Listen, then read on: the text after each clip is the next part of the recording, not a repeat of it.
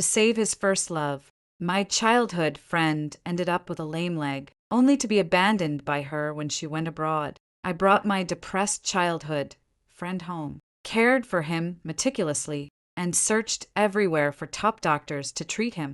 3 years later, his leg was finally healed, but the first thing he did was go find his fallen on hard times first love. His tone was full of cautious hesitation. Yainine, I'm not crippled anymore. Let me take care of you. Okay, given a second chance at life. I looked at the childhood friend in the wheelchair, begging me to turn back, and only let out a cold laugh. Han Wenzhou, this is the Medal of Honor you earned as a warrior charging forward for love. You should cherish it. 1. There's been a car accident at the intersection. A burst of urgent exclamations rang out beside my ear. After a few brief seconds of blurred focus, the scene before my eyes gradually began to sharpen. A large crowd surged toward the intersection, and the familiar scene overlapped with the car accident years ago when my childhood sweetheart had crashed while trying to save his first love. I froze in place and was soon staggered forward by the surging crowd, continuing ahead only when I saw Han Wenzhou sprawled on the ground, his ankle bent at a bizarre angle, blood continuously spreading across the road, and his first love, Shinei, was merely sitting there elegantly, crying tearfully like a pear blossom in the rain, as if she were performing a sorrowful stage play. Only then did I finally realize that I had been reborn in a past life. Han Wenzhou did the same, pushing away his beloved first love when a car came speeding toward them. The price of saving the beauty was a crippled leg, yet he accepted it willingly. But when Shinei was needed most, she abandoned him to go abroad for further study. The once proud Han Wenzhou instantly fell into the mud and never recovered from that point on. I couldn't bear to see the boy I had admired for years become so depressed and listless. So I brought him home, cared for him attentively, and searched everywhere for renowned doctors on his behalf. 3 years later, his legs were finally healed, but he went to find his down-and-out first love at the earliest opportunity. His tone was full of caution. Inin, I'm no longer crippled now. Let me take care of you. Okay, and I, like those rehabilitation devices he had used, were left behind by him in that rental apartment I had mistakenly thought of as home, carrying the aches and pains of overexertion all over my body, just like the past he had completely severed. Never did I expect that when I woke up, everything would be shuffled and dealt anew. I had returned to the very starting point where it all began. I covered my face, crying and laughing at the same time, tears streaming down my cheeks.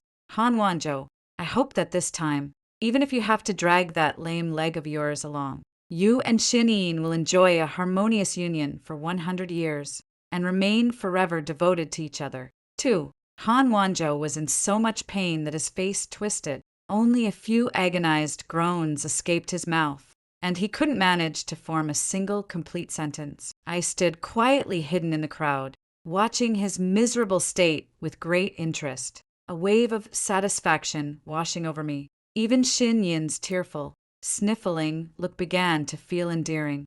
Han Wenzhou, isn't this exactly what you wanted? Why would you need an ambulance? Love can ease the pain in my previous life. As soon as I heard that Han Wenzhou had been in trouble, I immediately pushed through the crowd and rushed over. After pushing aside the obstructive Shin'in, I called an ambulance for him right away. But while we were waiting for help, he frowned and glared at me, forcing out a few words from his throat with difficulty. Don't you dare push my Inin. No one can take advantage of my injury and bully my girl. He looked as though I were some vicious supporting female character obstructing their love. My heart instantly felt as if it had been cut by a knife slicing through a lemon, stinging and aching fiercely. Shin-In smugly lifted her chin at me, then rushed over to hold him tightly, only making his bleeding worse. I was just about to snap at him when Han Wenzhou's fiercely protective expression left me speechless. Now, whenever I think about how passionately I loved Han Wenzhou in my past life, I feel sick. Damn it. Was I an idiot in my last life? Only someone with a donkey-kicked brain would like Han Wenzhou, this disgusting creep, having been reborn for a second life. I'm never getting Clear's throat involved in this crazy pair's messed up business again. At this point, a kind-hearted passerby pulled out his phone and was just about to call an ambulance for him when he casually said, "Girl, don't just stand there crying. Hurry up and call the police for your boyfriend." Because he was anxious, his voice unconsciously rose a little. As a result, the spoiled little princess cried even harder. Han Wonjo's eyes turned crimson with distress as he glared at the bystander and denounced him. "Don't be mean to her." The bystander's face turned a mix of green and white, and in the end, he rolled his eyes in speechless exasperation and silently put his phone away. The other bystanders also gave up on helping. After all, if even her own boyfriend wasn't anxious standing right beside her, why should they go out of their way just to be unwelcome? I had seen enough of the show, and finding it a bit dull, turned to leave. The moment I turned my head, my eyes met Han Wonjo's. Catching the fleeting disappointment in his eyes, I curled the corners of my lips and quickened my pace as I left. 3. The next time I saw Han Wonjo was 2 days later. The counselor organized a few classmates from his class who were on good terms with Han Wonjo to go to the hospital to visit him. As his childhood sweetheart who had grown up with him since we were little, I was naturally among those invited as well. From Han Wonjo's roommate, I learned what happened after the car accident. As the crowd of onlookers grew larger and larger, Shinny finally belatedly remembered to call an ambulance without my intervention. After all that turmoil, by the time he was rushed to the hospital, he had already missed the best window for treatment. In the end, Han Wonjo had one of his calves amputated, completely cutting off any possibility of making a full recovery like in his previous life. For Han Wonjo, who had always been a perfectionist, this was a devastating blow, and that was only the beginning. For after a long period of mental preparation, I thought I had already become calm enough to face Han Wonjo, but when I saw Han Wonjo again, weakly lying on the bed in a hospital gown, fierce anger and hatred still surged through me. When he was abandoned by Shinei back then, he also looked exactly like this pitiful. His face was pale, and he had grown so thin that he looked completely different, lying weakly on the bed in a sickly state. He said nothing, nor did he eat, only staring blankly out the window, as if he would vanish from this world in the next second. I sighed softly and raised my hand to pour him a glass of water when he suddenly grabbed my wrist, his eyes filled with desperate pleading. "Xiao Yun, I only have you. You won't leave me, will you?" I agreed. Because of this promise, I stayed by his side through the hardest 3 years. I started working desperately to make money, cutting back on every expense to cover his steep medical bills.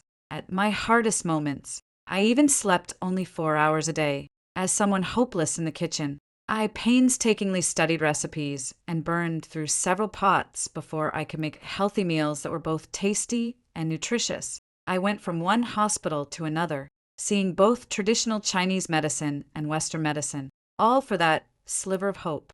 I even pinned my hopes on the gods, kneeling and bowing with every step from the foot of the mountain all the way to the temple.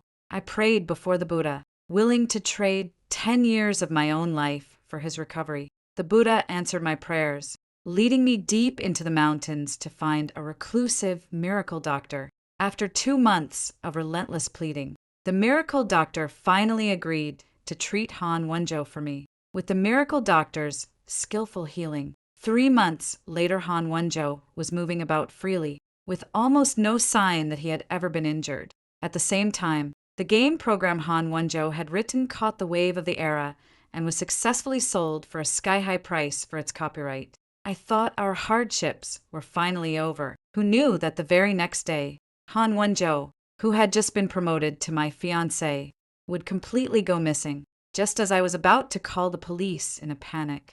The algorithm pushed a trending video to me. My beloved fiancé proposed in grand, public fashion to the girl he had loved in his youth. The white moonlight in his heart, at the city's central square, a spectacle everyone knew about, kneeling on one knee, his gaze held a tenderness and devotion I had never seen before. and his hand trembled nonstop from nervousness and excitement as he slipped the ring onto Shin Yin's finger. As the New Year's countdown bell rang, dazzling fireworks blossomed in waves, and under countless blessings, they kissed each other lovingly and happily. A talented man and a beautiful woman, like a perfect pair.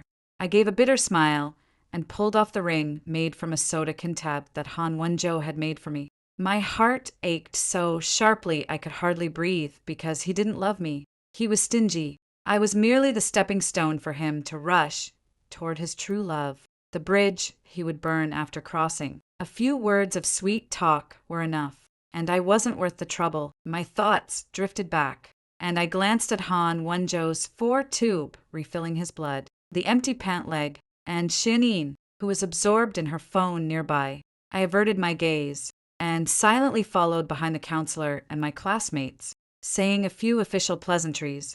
After the greetings were over, the counselor called Shin Yin outside. Just like in my previous life, it was to inform her of the good news that her study abroad application had been approved. Without a doubt, Shin Yin would make the same choice. I smiled with pleasure. 5. Xiao Yin. Just as I was about to leave with the main group, Han Wenzhou suddenly stopped me. His expression was sorrowful, and his weak voice drifted over. Xiao Yin, why have you become so cold? The Xiaoyan I know isn't like this. If she saw me in a car accident, she wouldn't ignore me, and she wouldn't wait so long to come see me. Oh, so he knew too just how good I used to be to him. But how did he treat me? I sneered inwardly, but kept it off my face and returned to him the words he had once said to me. You said it yourself. You only ever treated me as a friend and told me not to be so self-important as to meddle in your affairs. He was left speechless by my words. After a long silence, his lips moved slightly, and just as he was about to say something, Shin Yin came back. The guilt on her face instantly turned into venomous resentment when she saw Han Wenzhou and me alone together. Xiaoyan, how can you be so shameless? You dare come seduce him while I'm not here. My Wenzhou only has me in his heart, so certain people shouldn't bring humiliation upon themselves. As Shin Yin scolded me, she also reached out to hit me. Han Wenzhou looked on in silence, making no attempt to defend me. Even though he knew Shin Yin was the one being unreasonable, I let out a cold laugh and took a step back. Dodging the slap, she swung at me. Looking at her leisurely, I raised an eyebrow. Don't worry. I don't have a habit of picking up trash to eat. As for this kind of garbage, you'd better keep it for yourself. After saying that, I ignored the hurt look on Han Wenzhou's face and turned to leave without looking back. 6. Perhaps because Han Wenzhou had lost a limb, Shin Yin left earlier than in her previous life out of guilt. She didn't tell Han Wenzhou about going abroad and quietly left by herself. She said goodbye to everyone in private, and even I received a text message from her with a provocative tone. Xiaoyan, believe it or not, even if I leave, you still can't beat me. I laughed. She really hasn't changed at all. On the night Han Wenzhou proposed to her, she also posted a moment's update visible only to me. The picture of their fingers interlocked was paired with a brief caption. If I just stand there, he will love me. If I had seen that before, I might have felt wronged and disappointed. But now Han Wenzhou means nothing to me. The boy who once said he would protect me forever had already rotted away little by little in those tender, youthful years. I replied, I'm kind of shipping you two already, wishing you two stay locked together forever. Without waiting for Shin Yi to respond, I directly blocked all contact information for both her and Han Wenzhou. This life, I will live for myself. Putting down my phone, I buried myself in study and began striving for the upcoming final exams. It wasn't until the next roll call for a major class that I realized Han Wenzhou hadn't come to class for a long time. His roommate said that Han Wenzhou was now like a walking corpse, surviving day by getting himself drunk. I didn't care. All I could think about was how many vocabulary words I still had to memorize today and how many difficult, major-related questions I needed to ask the teacher after class. Time passed so quickly that before I knew it, final exams were here. When I came out of the exam room, I happened to run into Han Wenzhou, who was there to complete the paperwork for a leave of absence from school. He had lost a lot of weight. His cheekbones jutted out slightly, and he struggled to use the wheelchair, no longer looking as spirited and full of vigor as he had been back then. I pretended not to see him and brushed past him, but he suddenly grabbed my wrist and said in a trembling voice, "Xiaoyan, are you going to abandon me, too?" I rather speechlessly shook off his hand. "Don't make it sound like there's anything between us. Stay away from me. I'm not interested in being someone else's hand-me-down." I looked at his hand gripping the wheelchair and smiled in a mean-spirited way. Besides, transportation is so advanced now. Going abroad to study doesn't mean you can't see each other. It's only that she dumped you once. It's not some huge deal. You love her so much. What's wrong with forgiving her once? Can you, as a grown man, stop being so petty? He lowered his head, wearing a contemplative expression. A trace of amused smile appeared at the corner of my lips. According to the timing in my previous life, Shin-Een should already be in Paris dating a new boyfriend. I really looked forward to Han Wenzhou's reaction when he saw it. 7. That very night, Han Wenzhou bought a ticket for the next available flight and flew to Paris overnight. Our mutual friend, Lu, was worried about his safety. After his attempts to dissuade him failed, he could only accompany him there. While waiting for the flight, he sent me many messages. "Xiaoyan, Han Wenzhou is really insane for a woman with such a black heart and ungrateful nature. He's done so many crazy things. As his brother, I'm really frustrated beyond words. Xiaoyan, I can't talk him into it anymore. He used to listen to you the most. Could you go talk to him?" Without changing my expression, I found a screenshot in my photo album that Shun-Een had specifically cropped and sent me before and forwarded it. In the picture, Han Wenzhou was wearing a doting smile as he knelt on one knee to help Shun-Een put on her socks. That cheesy CEO-style love proclamation was so over the top. Girls in my social circle don't hit on me. My heart only belongs to my darling. He wouldn't even reply to the female teacher on WeChat who kept urging him to submit his competition topic. The female teacher who saw this moment's post slowly typed a question mark in the comments. The person on the other end clearly froze for a moment. The typing indicator stayed up for a full 2 minutes, and in the end, after stiffly sending, "I'm about to board the plane. Let's talk later," he quickly ended this awkward topic. It had a rather run-for-your-life feel to it. The day they arrived was a weekend, and Shen-Een wasn't at school. As for Han Wenzhou's number, it had already been blocked by Shen-Een on the very day he left. Han Wenzhou flew into a rage of helpless fury. Taking advantage of Lu Jie's momentary inattention, he shook him off and stubbornly wheeled himself back and forth through the apartments around the school. Perhaps it was fate, because he really did find Shin-Ee on a stone bridge, but the scene before him stabbed painfully at his eyes.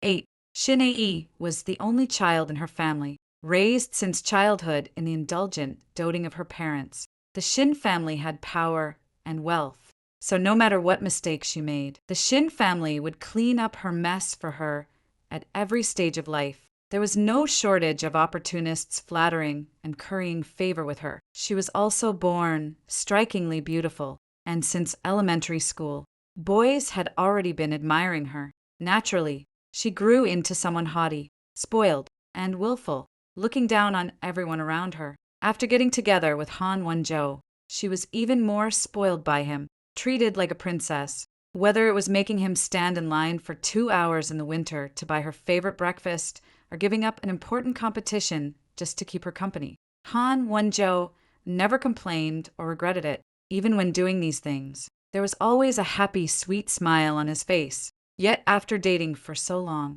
this was the first time he had seen such gentle, attentive tenderness on Shin-Ee's face. Shin-Ee hooked her arm through that of the tall, handsome, mixed-race man, nestling close to him like a little bird, while the man whispered something in her ear that made her giggle nonstop. Then she rose onto her tiptoes shyly and pressed a kiss to the man's handsome side profile. Han Wenzhou's eyes were about to split with rage, his face so grim, it was frightening.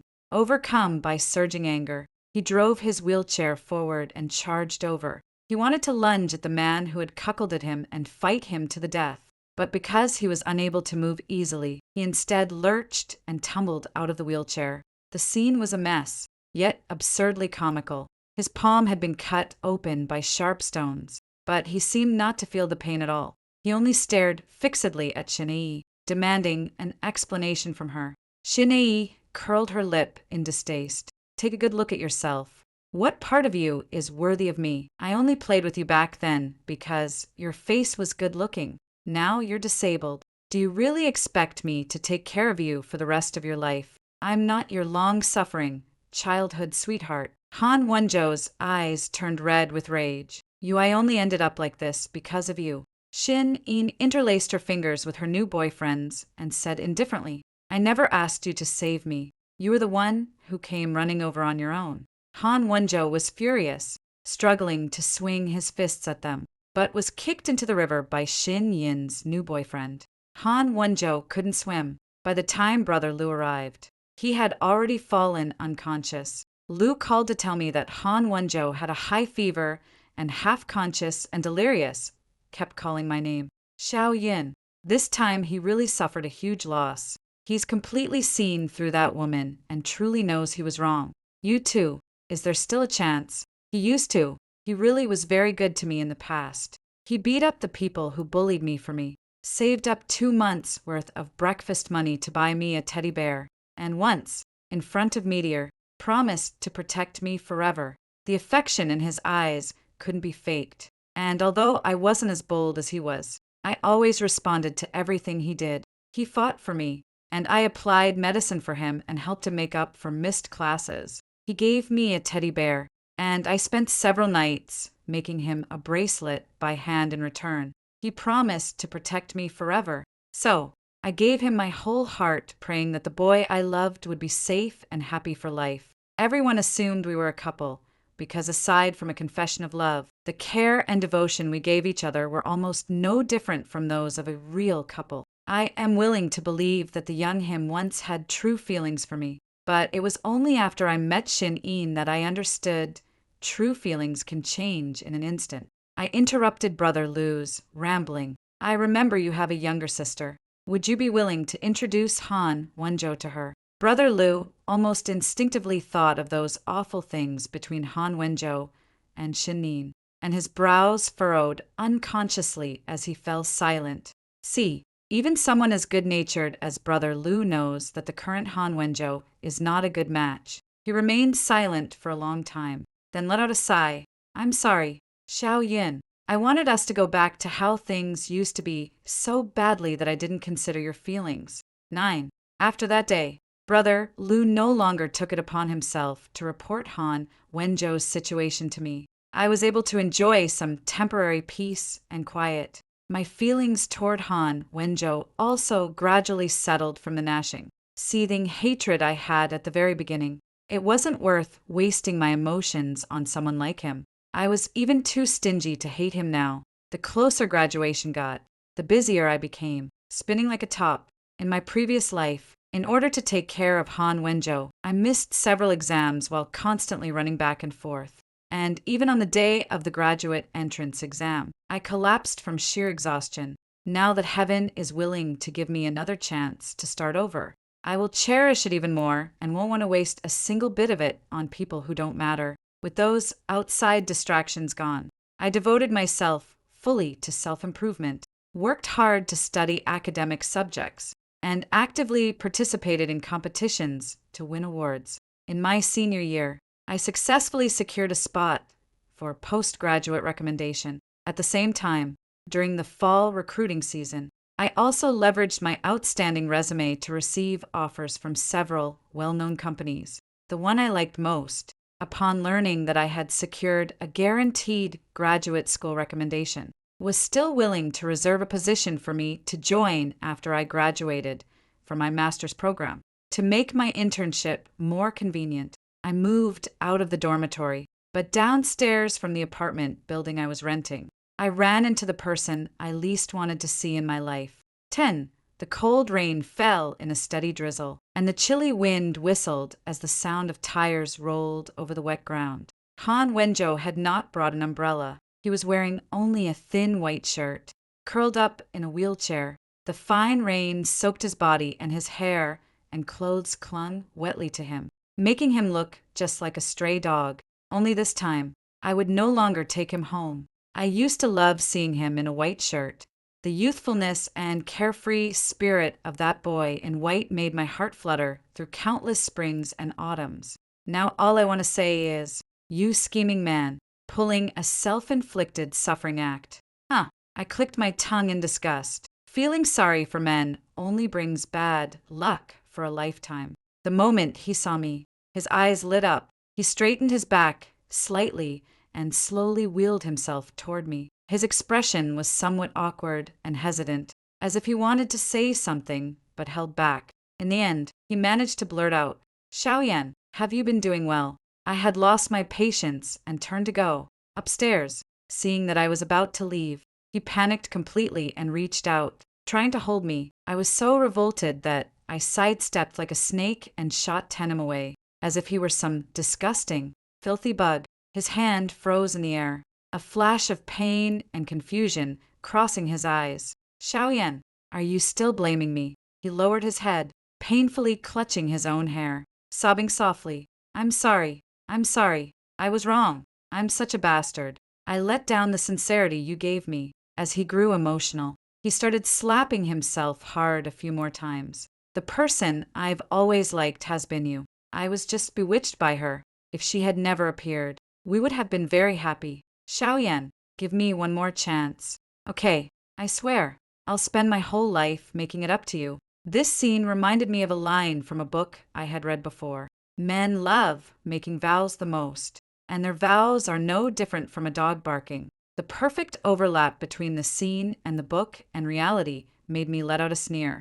I looked at him coldly, each word striking at his heart. "Oh, you want to spend the rest of your crippled life making it up to me? Is that compensation or revenge? If that's the case, you'd better go find someone else to make up to. I have no interest in being a free nanny." He looked at me in disbelief. "You look down on me." I yawned and said, sarcastically, "How dare I look down on you?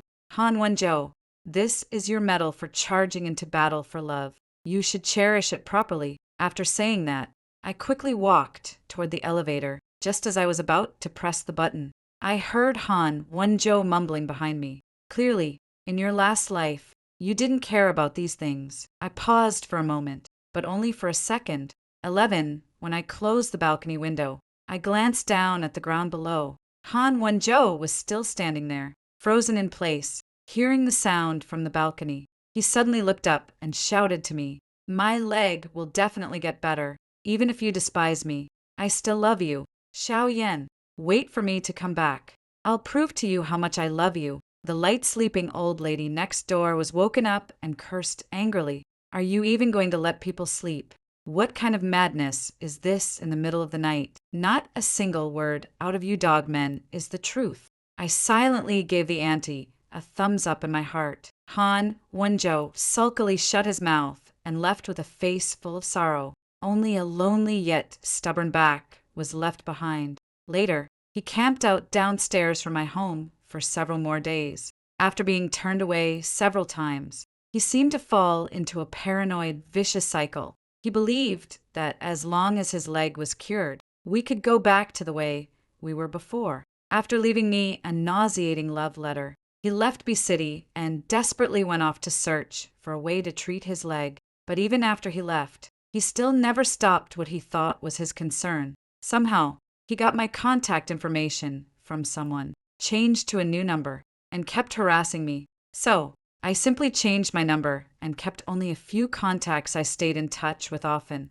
My world became much quieter, but every now and then I could still hear news of him. Some classmates said they had seen him at a hospital in City A, and a friend also said they had seen him at a traditional Chinese medicine hospital in City C. He truly had been reborn. All of these places were ones I had once run around to in my previous life for him, and places where the treatment had shown some effect.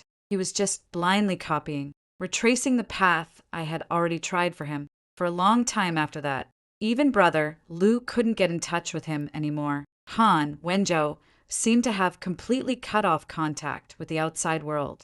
I guess that, after all his hopes were shattered, he should have gone into the deep mountains to find that reclusive miracle doctor, just as I did back then.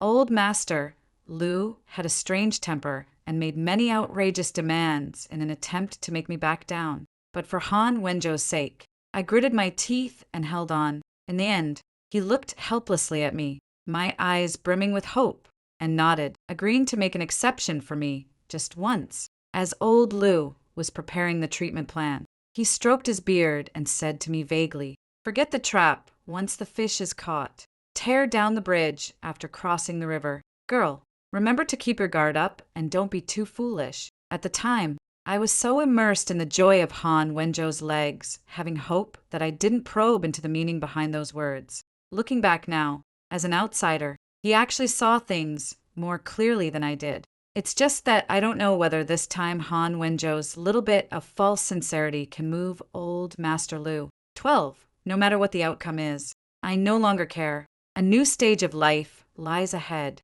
with more opportunities and challenges waiting for me. During my graduate studies, I met many like-minded friends and encountered mentors who were knowledgeable, diligent, and rigorous. Every day is busy and fulfilling. That day, I came back from studying at the library as usual, and as soon as I in, I heard my roommate exclaim, "Holy crap, Saya Yin, come look. President Han of Hansha Group is publicly confessing his love to you."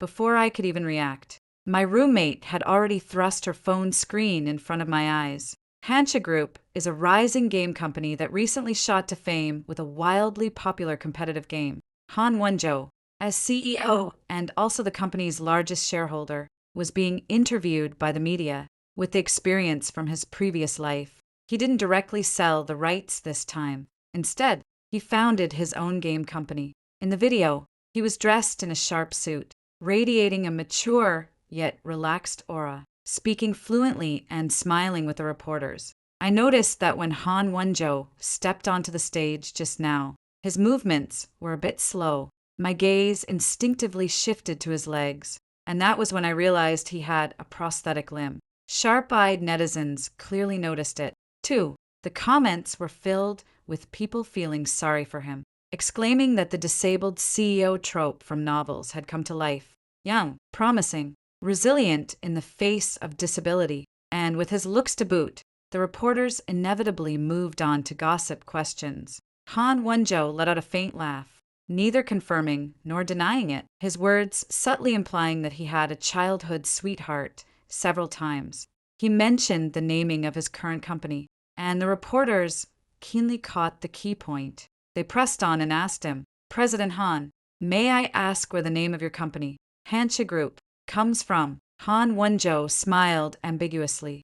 "Han and Saya are taken from our surnames." He paused for a moment, then looked up and smiled at the camera. "And besides, I plan to give her half of my shares as a betrothal gift." The room erupted in an uproar. The reporters were stunned for a second, then quickly and tactfully offered their congratulations. Han Wenzhou accepted each one, then pinched the bridge of his nose and said with some helplessness, "However, we recently had a bit of a falling out, so she probably doesn't really want to see me." The comment section was thrown into an uproar. "Who exactly is it? So lucky. Damn, if I had a boyfriend like that, I'd slap myself during every argument. Disabled boss X high-maintenance childhood sweetheart. Oh my god, fiction has become reality. Lemons on the lemon tree. You and me beneath the lemon tree. Am I the only one who thinks this childhood sweetheart is a little too much?" Soon, netizens dug up my information, and enthusiastic users began helping Han Wenzhou and his wife back across the entire platform.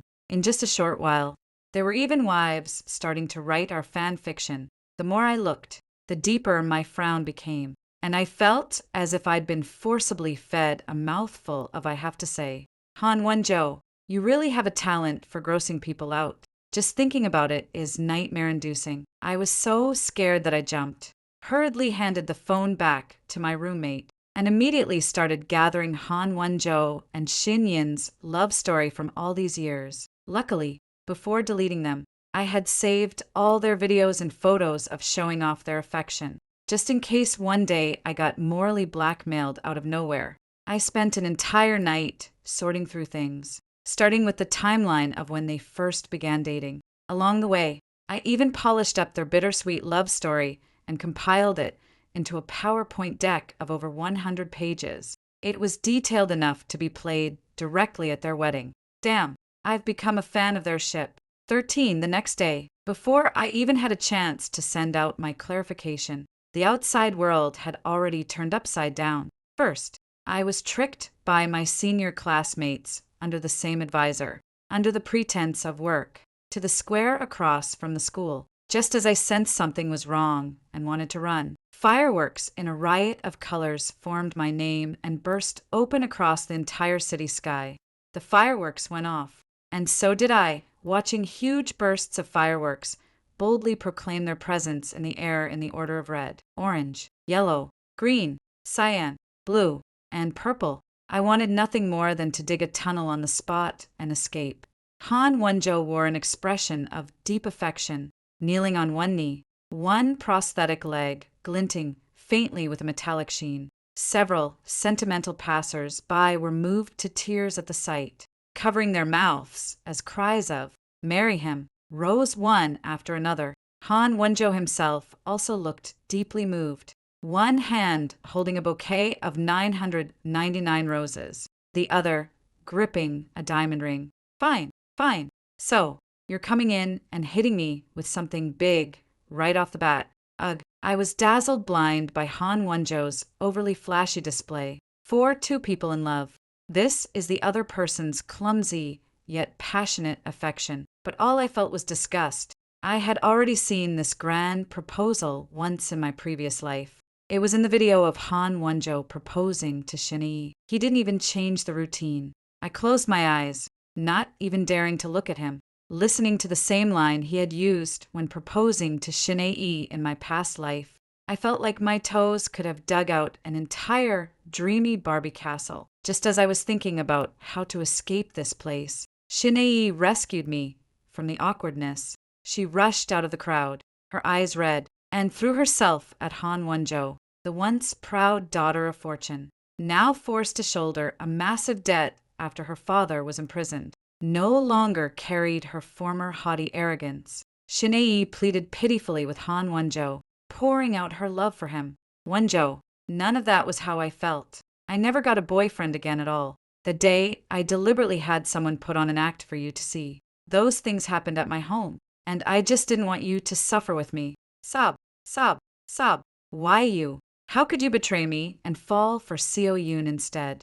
But Han Wonjo had no mood at all to listen to the nonsense she was making up. He had just been knocked staggeringly off balance by her. His prosthetic limb was knocked loose and rolled toward the crowd. Proud as he was, the prosthetic limb was his last shred of decency and dignity. The composure and control he had gone to great lengths to disguise collapsed in an instant.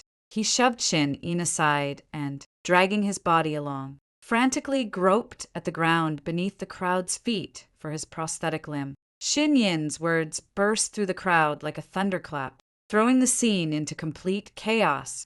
I don't know who kicked it, but the prosthetic leg rolled to my feet under Han Wonjo's eager gaze. I slowly stuffed my hands into my pockets and turned to leave without hesitation. 14. There were many people filming videos in the square, and with the earlier buzz being high enough, the incident quickly trended among the thousands of comments. Most were mocking Han Wonjo and Shin-hye's shameless antics, though occasionally there were a few criticizing me for being too cold toward Han Wonjo, a disabled man. One of the comments stood out, especially among them. Holy, I was in the class next to theirs in college. They were already wild back then. How did they end up going viral for being this crazy? The onlookers hurried to ask for the inside story. The original poster didn't hold back either, directly posting a long comment from a third-person perspective. Each and every one of these is absolutely explosive on its own. Among them, the three most astonishing things are these. First blood. When Shin-hye broke up with him, Han Wonjo ran in the rain around the girls' dormitory where she lived, shouting as he ran, Shinin, do you know whose love you're rejecting? The love of a god. Double kill. During a physical exam, when they drew blood, Han Wonjo kissed the needle mark on Shin In to help ease her pain. Triple kill. At the restaurant, Han Wonjo sucked each of Shin Yin's fingers, one by one, right in front of the waiter after the waiter accidentally brushed against them. The onlookers were all stunned after watching. Someone curiously asked me, then what does Xia Yun count as between them? A mistress. The OP replied instantly, no, a total sucker. A friend of mine knows Han Wanju. Originally, when freshman year had just started, Han Wanju was going to confess to Xia Yin, but on the way to confess, he fell head over heels for Shinei. He said it was the first time he had ever felt his soul tremble. So, he gave up the confession right away and turned around to pursue Shinei. The internet instantly started sympathizing with me, and the netizens who had previously criticized me for being cold and unfeeling also apologized to me one after another. The deeply affectionate image Han Wanju had just built up collapsed completely overnight. Writing on the ongoing buzz, I shared the sorted timeline and PPT. I also added the caption, childhood sweethearts stand no chance against a sudden new love. You all shipped the wrong couple, comma, hashtag Han Wanju Shinei crazy duo, hashtag See Yun the unfortunate scapegoat. These two trending topics shot straight to the top two spots. Hanja Group stock plunged, and Han Wanju was so busy he was completely overwhelmed. At the same time, Shinei kept pestering him relentlessly. A textbook case of the chasing husband. Crematorium. She now had nothing at all and could only cling desperately to Han Wanju as her lifeline. But she didn't know that the more she acted like this, the more Han Wanju grew to loathe her. The timeline of the Shin family's bankruptcy was a year earlier than in my previous life. Out of curiosity, I looked into it and discovered that Han Wanju had actually helped fan the flames behind it. It was probably revenge for Shinei losing green hat on him. No wonder Shinei spoke so emotionally, yet he remained unmoved. Turns out he was the one driving it all. After learning about this, I could only sigh and regret. His sincerity toward Shinei was nothing more than that. I stopped deliberately following their back and forth tug of war. But every day there were netizens tagging me to come watch the joke. Since that's the case, I can only take a quick look myself. Until one day, Shinei stopped me with a smug look on her face, like a rooster that had just won a fight. She lifted her head provocatively, shook the pregnancy test report in her hand. Xia Yin, this time you lost again. I'm pregnant. I showed no expression and replied, oh, congratulations. She was irritated by my indifferent attitude and began vividly describing the intimate details of her and Han Wonjo. The scale was so explicit and the content so steamy that I thought I'd somehow ended up in a luxury love hotel room. At that moment, we were standing right by the side of a main road with people coming and going around us and traffic flowing nonstop. I silently covered my face. Standing there with her was really embarrassing. If I am guilty, let the law punish me, not make me listen to dirty little stories on the street. How is this any different from taking a dump on the main road? Before she could say anything even more shocking, I hurriedly cut off her spell casting. Shinei thought she had provoked me, and her smile grew even more smug. Xia Yin, he will definitely marry me. You must come to our wedding then. But the next second, Shinei's smile froze on her face. A clear handprint appeared on her face. She looked in disbelief at Han Wonjo, who had hurried over. You hit me. You, how dare you scheme against me? You used to act so high and mighty, and now that you've fallen on hard times, you just drugged me and climbed into my bed. Shinei touched her belly on the verge of tears. How can you say that about me? I only did it because I love you. I know you're just saying that. In anger, I already regret it now, and I'm even carrying your child. Can't we forget all the unpleasant things from before and just live a good life together? Han Wonjo looked disgusted. Pa, who knows whether the child in your belly is even mine. Han Wonjo, you've gone too far. Fine, you forced me into this. I'm going to your company right now and let all your employees know what an irresponsible scumbag you are." After saying that, Shinee cried as she pulled open the door of a taxi. By the roadside, Han Wonjo hurried after her, and before leaving, he didn't forget to gross me out with one more line. "Be good. I'll come find you after I handle this." No way. Are you crazy? I was utterly speechless, standing alone in the wind, completely bewildered. After the last fireworks confession video, the netizens quickly updated their material. Their new round of crazy antics soon appeared in the reenactments by various plot-focused bloggers. Someone even captured my speechless expression and turned it into a meme gif with the caption, "Don't be crazy." I looked at the internet memes people were making and didn't know whether to laugh or cry. Lots of lovely online friends reached out to encourage me, telling me not to forgive that weird creep under any circumstances. I took their advice and stayed far away from the crazy men and crazy women, enjoying a happy life.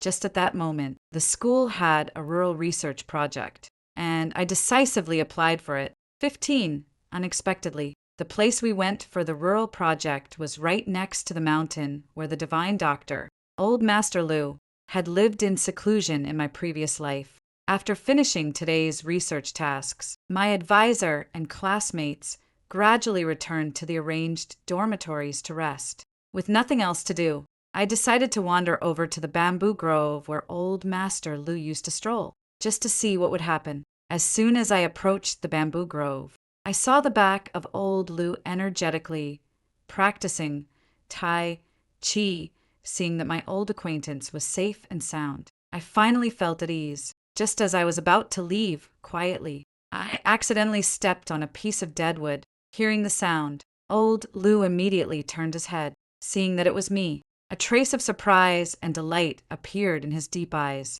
I tentatively called out, "Old Lu." Old Lu let out a proud little snort and, pretending to be profound, greeted me, "Girl, long time no see." I smiled and didn't press him on why he, too, had retained the memories of our previous life. It was enough that we were both safe and sound. I trotted over all the way, just like before, helping him carry the wine flask as I followed behind him toward the bamboo hut on the mountain. A pot of wine and a dish of peanuts were enough for two friends of different generations to chat back and forth for quite a while. After Mr. Shin tested my current attitude toward Han Wonjo, he then told me about Han Wonjo going up the mountain to beg him to treat him. The old man proudly told me that he had made Han Wonjo dig up a hillside full of wild vegetables and carry manure for 2 months. In the end, they drove him down the mountain and told him to seek employment elsewhere. Han Wonjo had no choice. After being fitted with a prosthesis, he spent more than a year in grueling rehabilitation before he could barely manage to walk slowly. Lu Lao's vividly descriptive account amused me so much that I couldn't help laughing. Old Master Shin studied me closely and asked me once again, "Girl, you really don't like him anymore, do you?" I said playfully, "Of course. If you, old sir, happen to know any quality men, you have to introduce me first." Old Master Shin's eyes lit up, and he immediately started flipping through his phone book. He pointed at a long row of numbers and introduced them to me one by one. "This is my eldest disciple's nephew. He's 5 years older than you. The chief neurosurgeon at the First People's Hospital in City A, handsome as Pannon, steady, attentive, and considerate. This is my second disciple's son. He just returned this year after studying in Germany." The more he talked, the more excited he became, and he simply shoved the phone book into my arms. "Forget it. I think they all seem pretty good. How about you add them all and get to know them one by one? I just don't believe you can't pick out a single one you're satisfied with." I held the phone book, not knowing whether to laugh or cry. "You're really a man of action, aren't you?" The old man proudly lifted his chin. "Of course, back in the day, I was the first among my brothers to win myself a wife. 16, the signal in the mountains was poor, and during our group research, we were basically offline the whole time. By the time our research ended, Shin Un and Han Wonjo's tortured love affair had already escalated to the point of life and death drama. In order to force Han Wonjo to take responsibility, Shin Un even ran up to the rooftop of our school and threatened to kill herself. The two of them were locked in a standoff on the rooftop for well over an hour, endlessly dredging up old grievances. The principal let out a shrill screech, and the security guard on duty that day was left in sweat. In the end, for the sake of the company's reputation, Han Wonjo resorted to a delaying tactic and promised Shin Un that he would marry her after she gave birth. Only then did this farce finally come to an end. My roommate gestured wildly and put on a live reenactment right in front of me. You have no idea how funny these two are. They were haggling back and forth like vendors at a vegetable market. Shin Un said she wants Han Zong to marry her right now, and Han Zong said no, that they must wait until the baby is born and the paternity test is done. Shin Un said that's too long. At most, she'll wait 6 months. 17, Shin Un was happy again, posting every day on the platform about how much Han Wonjo loves her, and she tagged me in every video. Of course, she didn't forget to bring up the child in her belly either, showing off her pregnant bump in all sorts of ways, 3 times a day, right on schedule, until one day she stopped updating, and an informed source revealed that she had been in a car accident, and the baby was miscarried. The one who hit her was an unfamiliar middle-aged man. It looked like nothing more than an accident caused by drunk driving, but Shin Un didn't believe it. She was just like Ki-un, who had lost her child, recognizing children all over the streets. This time, Han Wonjo unusually stayed by her side for a while. Photos taken by passers-by of them shopping together unexpectedly had a somewhat heartwarming feel, just when everyone thought the two of them were going to live a quiet, stable life. The news suddenly broke a social news story that Shinhai had stabbed Han Wonjo several times. The news mentioned Shinhai's motive. She had accidentally found the driver's phone number in Han Wonjo's phone, became suspicious, and eventually uncovered that the car accident had been orchestrated by Han Wonjo. She also discovered that the evidence that had sent her father to prison was provided by Han Wonjo to her father's rival. Shinhai's mental state had already been unstable, and during the argument, she directly grabbed the fruit knife on the table. Although it wasn't fatal, Han Wonjo's kidney function was severely damaged, and he would have to live the rest of his life with a catheter bag. During the police investigation, doctors diagnosed Shinhai with mental health issues, and she could only be sent to a psychiatric hospital for treatment. As for Han Wonjo, he was sentenced to 7 years for hiring someone to assault another person. The day he was imprisoned happened to be the day I graduated from my master's program. He had someone pass on a message to me, saying he wanted to see me one more time. I politely declined outright. Are you kidding me? Meet him. Elder Liu arranged more than a dozen blind dates with outstanding young men for me. I can't even finish those dates. How could I have time to bother with him? After hearing the first story above, what are your thoughts? Feel free to share your opinions in the comment section. Next, there is another similar story. Let's continue to see. My best friend was struck by lightning and gained spiritual intelligence, able to predict the future.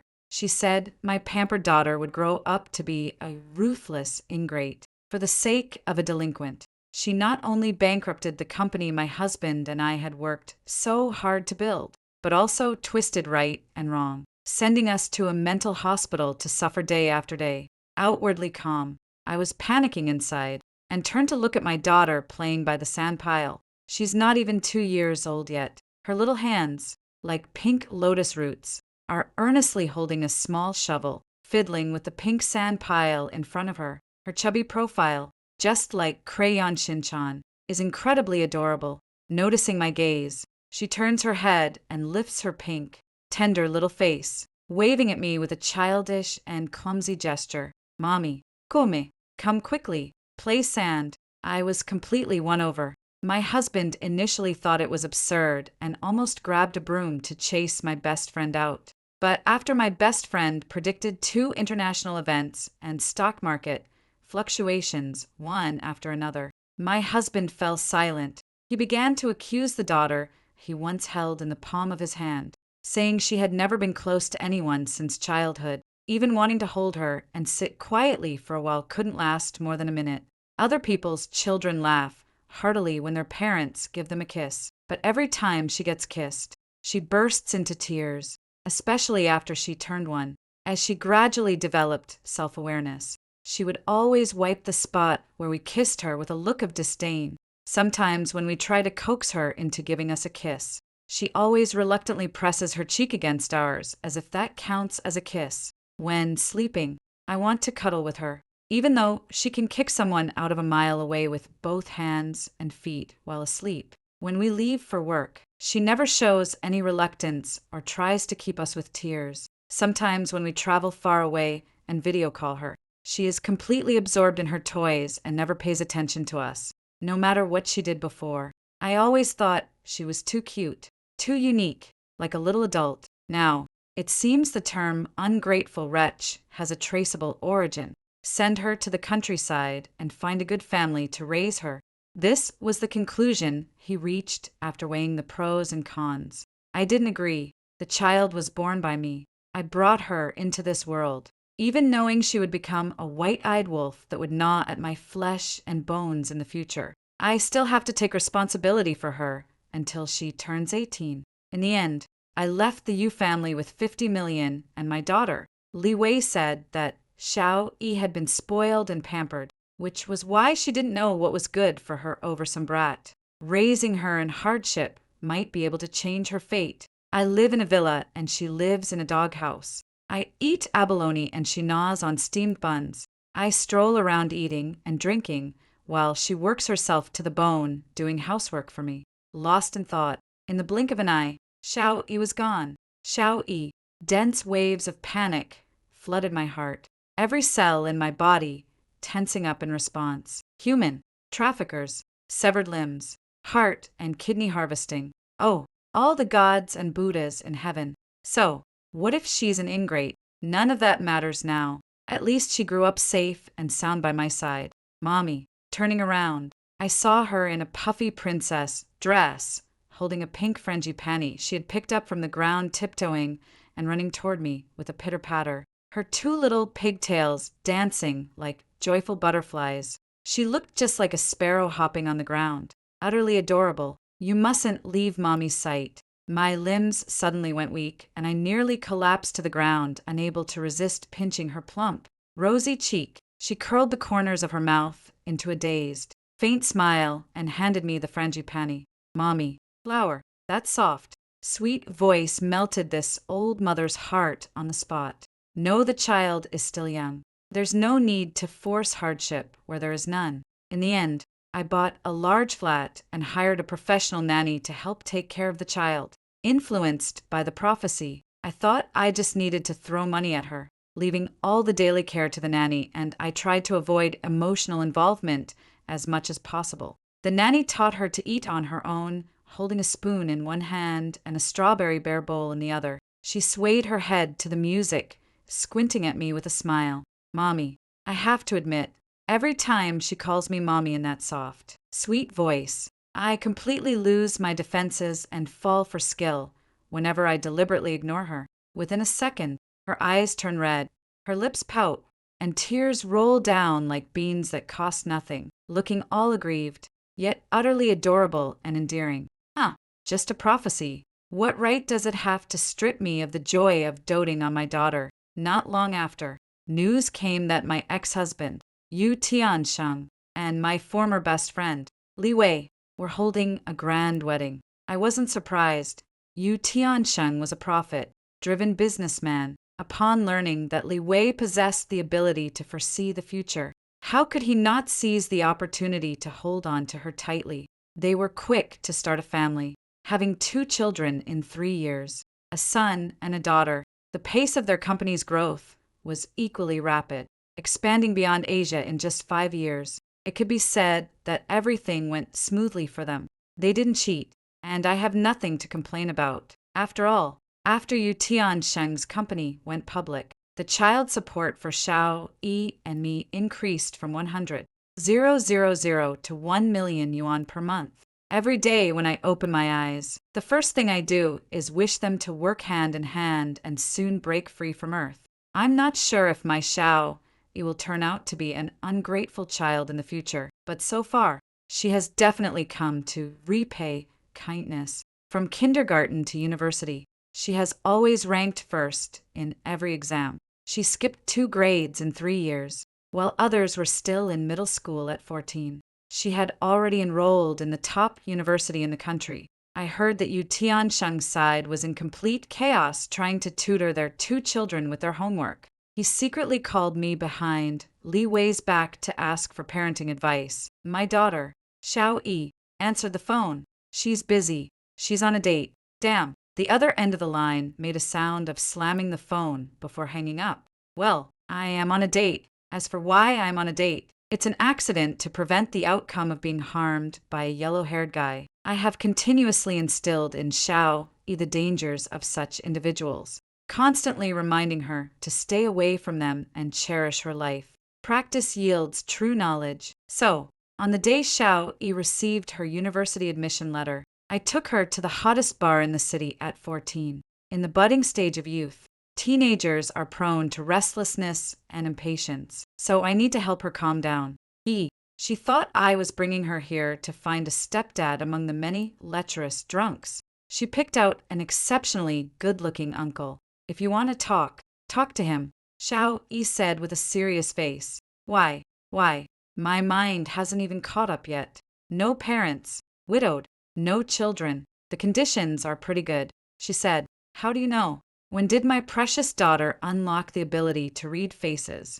Xiao Yi opened a web page on her phone and then handed it to me. The jobs list, number 108. While other children were still reading 1001 Nights, she was already engrossed in studying international financial news. The 50 million I brought from the Yu family has grown to several hundred million over the years. Thanks to Xiao Yi's subtle guidance, I used the original 50 million to purchase a stable fund, which I have set aside as my future pension. If Xiao Yi ends up squandering the remaining money in the future, I won't feel heartbroken, as it was earned through her intelligence. Now, I have the good fortune to enjoy life first, spending money as I please, playing as I like, buying whatever I want, and living as happily as I can. Life is truly delightful. In contrast, the life that Yu Tiancheng and his wife lead is truly dreadful.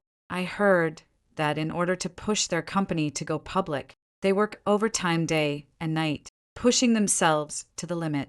What a bunch of stomach issues, kidney problems, diabetes, anxiety disorders, and so on, especially Yu Tiancheng.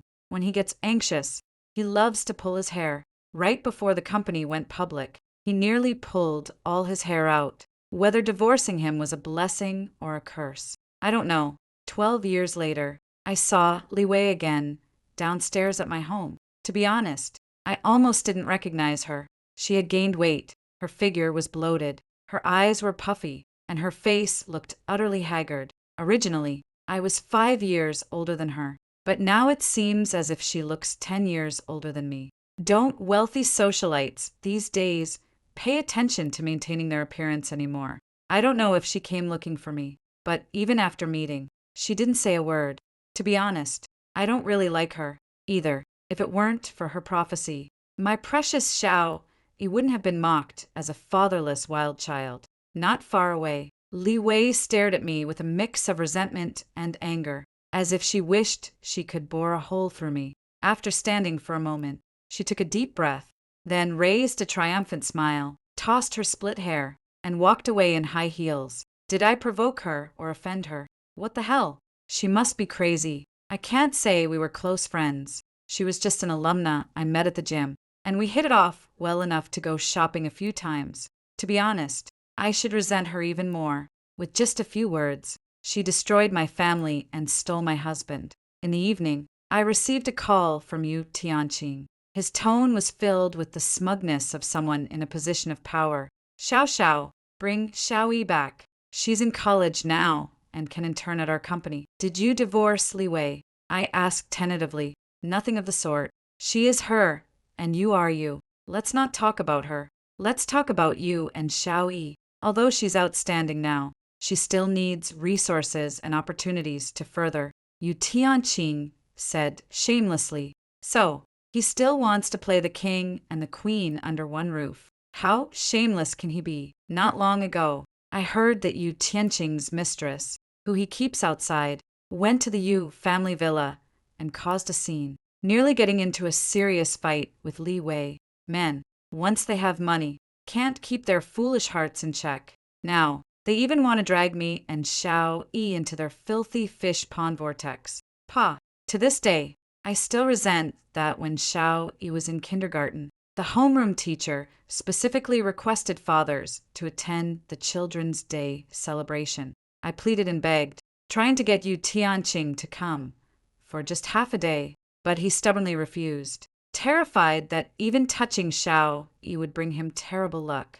Over the years, aside from paying child support, he never even glanced at Xiao Yi, stubbornly guarding his family business, occasionally running into old acquaintances. When asked why he divorced me, he would always sigh and say, "It's all because of that ungrateful wretch." As a father, he firmly slapped that label on his own daughter, as if my Xiao Yi had truly done something utterly wicked to him. As a result, those acquaintances treat Xiao Yi like a flood or a wild beast when they see her, either pointing fingers or keeping their distance. I simply cut off all ties with them. The world instantly fell silent, and the flowers smelled sweet. I took Xiao Yi to the market to rent a father. It was the first time I saw her, small and soft, with reddened eyes, clenching her teeth, yet stubbornly refusing to shed a tear. "Mommy, I don't need a dad. I can do it." She squeezed my hand tightly, as if making a great resolution. At that moment, my heart felt as if it had been filled with sulfuric acid, aching with every beat. My precious Xiao Yi, why should she suffer any grievances? Why should she be sensible and well-behaved? Why should she compromise for labels that don't even exist, at least at this moment? She deserves to be loved fiercely. I just love her. I just love her. I just love her. Now, Yu Tianqing wants me to bring Xiao Yi back, simply because he recognizes her astonishing talent. At such a young age, she already has several inventions to her name, all closely related to his company's product development. As for him and Li Wei's 2 children, at present, they seem a bit like mud that just won't stick to the wall. But the child's future lies ahead. Seeing how clever my little Yi is, they became anxious and tried to force their own 2 children to grow too quickly, only to end up with the opposite effect. "Aren't you afraid the company will go bankrupt?" I teased. He had tried to visit little Yi several times before, but each time Li Wei's casual remark had dissuaded him. Now, once again breaking down, he hung up the phone directly and never mentioned taking Xiao Yi back again. That prophecy has always been a hurdle he couldn't get over in his heart.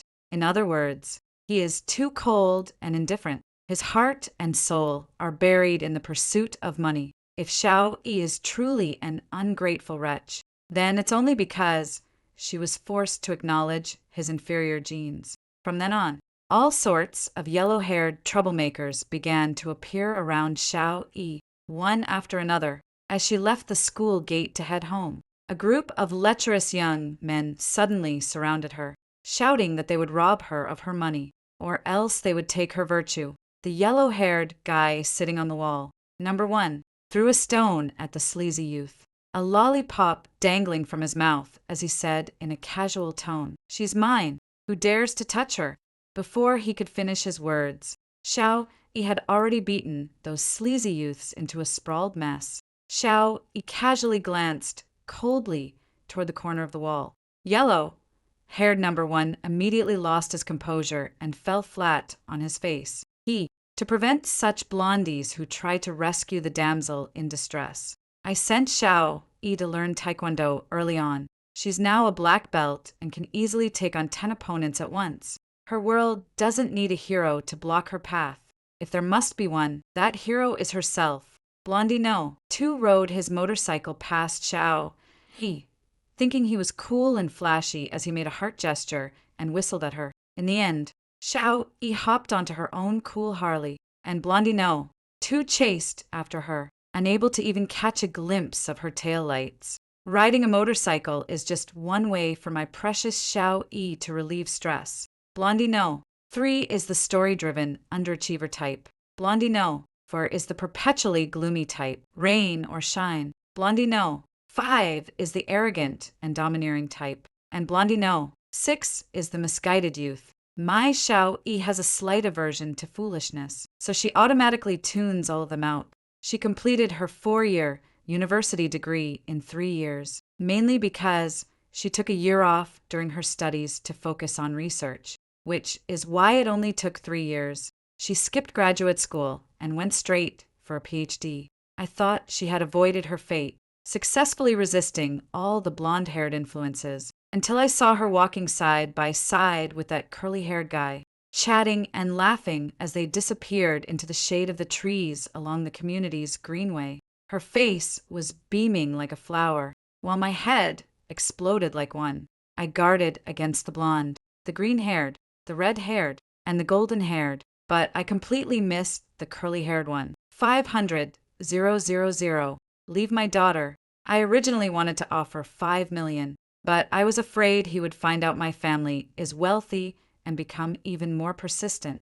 But this also seems like protesting too much. So I squeezed out 2 more drops of weathered tears, and he will work 3 jobs and sell everything to scrape together 500,000 for you, don't you? That's too much.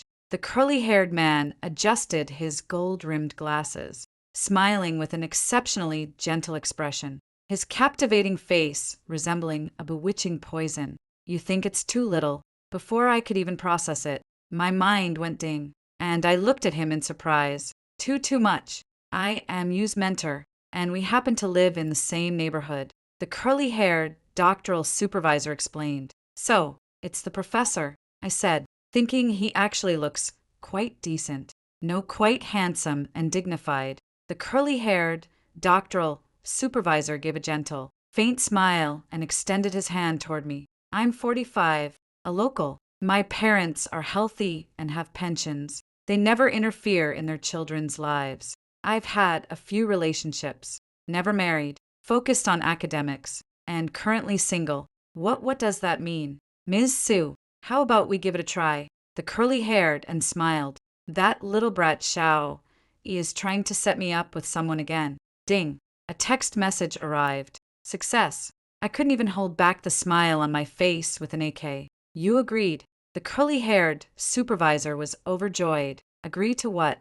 It's not the same thing at all. I ran off as fast as the wind when blondies started appearing one after another around Xiao E. I had already become alert. 1 blondie is a coincidence. 2 blondies are fate. But countless blondies coming one after another. That's a conspiracy. I followed the clues and traced them back to Li Wei. It turns out all those blonde-haired guys were planted by her around Xiao E. I really can't understand what grudge she holds against my daughter. First, she fabricated a prophecy that caused her to lose her father, and now she's going to great lengths to plant blonde-haired guys. Why is she so determined to ruin my daughter? If you can't figure it out, just stop thinking about it. But if she dares to mess with my precious daughter, it's not over. I immediately assigned a few old-timers to be by her side, the indifferent cheating husband, the mischievous little ones like Sun Wukong, the incompetent him and her, all crushed her into pieces. The old yellow-haired guy easily won her heart while they were inseparable and passionately involved. I had someone inform you, Tiancheng, to catch them in the act. I heard the scene was quite lively at the time, but unfortunately, to avoid suspicion, I didn't dare to get close. Now they are in the midst of a divorce. I really admire you, Tiancheng, for being able to endure it until now. I heard that Li Wei had good grades in school, but managing the company is a complete mess. Well, as the saying goes, if you don't have the diamond, don't take on the porcelain work. She insists on taking an unconventional approach, determined to make a name for herself, no matter what. Relying on her ability to foresee the future, she insisted on joining Yu Tianxing's company, driven by ambition and unwilling to listen to advice. She acted arbitrarily, often taking advantage of Yu Tianxing's absence to give reckless orders, causing trouble every now and then. Yu Tianqing's stomach issues and acquired heart disease were the result of constantly cleaning up her messes over time. And every time Li Wei caused trouble, she would binge on sweets, only to cause more trouble afterward. Afraid of losing power and gaining weight, she developed anxiety, which made her eat more and gain even more weight. Finally, he transferred his own incompetence and anger onto his employees and family. Frustrated and resentful, Yu Tianqing finally found solace in the gentle and sweet embrace of his secretary, thus embarking on a dissolute life of constantly dating new girlfriends, but never committing to a long-term relationship. On one hand, Li Wei was busy building her career, and on the other, she had to fend off mistresses and rivals, leaving her overwhelmed and exhausted. When she learned that my daughter, Xiaowei, received an acceptance letter from the top university at the age of 14, she nearly swallowed the entire dessert shop. Then, in a fit of madness, she hired 10 private tutors for her daughter and son, arranging what could be called a terrifying level of after-school training. This wave of outrageous moves directly drove them to rebellion and a hatred of studying. I hummed a little tune as I returned home, and Xiaowei had already prepared the meal. Although we have a nanny at home, I still let Xiaowei handle the daily cooking tasks. It's not about raising her in hardship, but rather hoping she can master one more skill. In general, most ungrateful people will suffer some form of retribution. To some extent, I don't know whether Li Wei's prophecy is true or false, but what worries me most is that if Xiao AI is tempted into becoming an ungrateful person, she might end up being consumed by it, losing everything, or facing an even worse fate, wilderness survival, escaping from the mountains, and making a living in poor alleys. I have taken her to experience and practice each of these firsthand. As a mother, I hope she always has the ability to protect herself and stand on her own, no matter the circumstances, no matter what difficulties she faces. I want her to have the courage and skills to rise again. Ugh, my precious Xiao AI. She must be well, always well. Xiao AI sat down beside me, casually picking up a piece of sweet and sour pork ribs for me. Seeing the smile on my face, she tentatively asked, "Mom, something good happened." I gently poked her shoulder and reminded her seriously, "Don't try to set me up with anyone anymore. Do I look like someone who lacks a man?" "Got it. He's not your type," she said with a grin. "This, my dear daughter," after a moment of silence, she said meaningfully, "He suddenly called me today and said he wanted to give me 10% of the shares.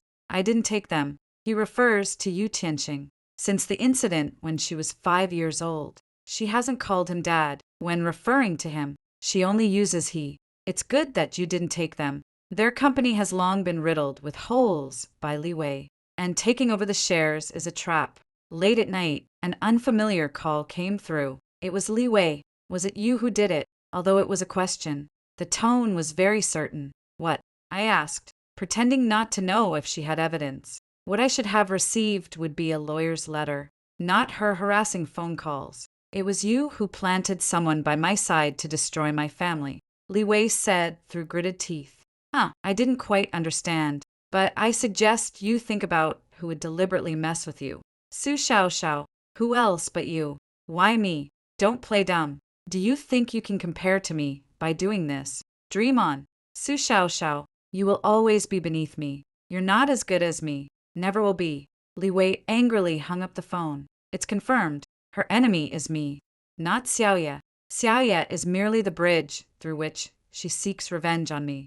But ever since I discovered she had planted a troublemaker near Xiaoya, I have seriously reflected on the first half of my life.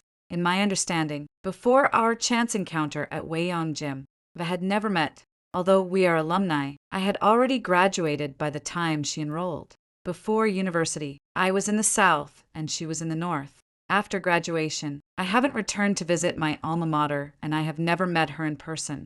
We are practically unrelated in every way. I really can't figure out when I stepped on her fox's tail. Could it be because of Yu Tianqing? Speak of the devil. Not long after Li Wei hung up the phone, Yu Tianqing called me. I consider myself a qualified ex. Since the divorce, I have never taken the initiative to appear in front of them or reach out to them. Yet, this couple keeps finding new ways to dance around in front of me. After the call connected, he remained silent, growing a bit impatient. I teased, "Mr. Yu, is there something so important that you had to call me in the middle of the night?" On the other end of the line came a chaotic and heavy breathing sound. After a long silence, his voice was restrained and trembling. "I just wanted to hear your voice. Xiao Xiao, I'm sorry. I didn't manage to protect you in this lifetime." Faintly, I could hear his sobbing. "Wait, we've been divorced for over a decade. Isn't it a bit melodramatic to say these things now, before Li Wei had an affair? Why didn't he feel any shame? A man who never stops having mistresses. I never expected him to care so much about chastity. Thank goodness. You're alive. You're still alive. Ugh, is that even human language? When did I die? Is this old fool rambling incoherently? Has Li Wei driven him mad?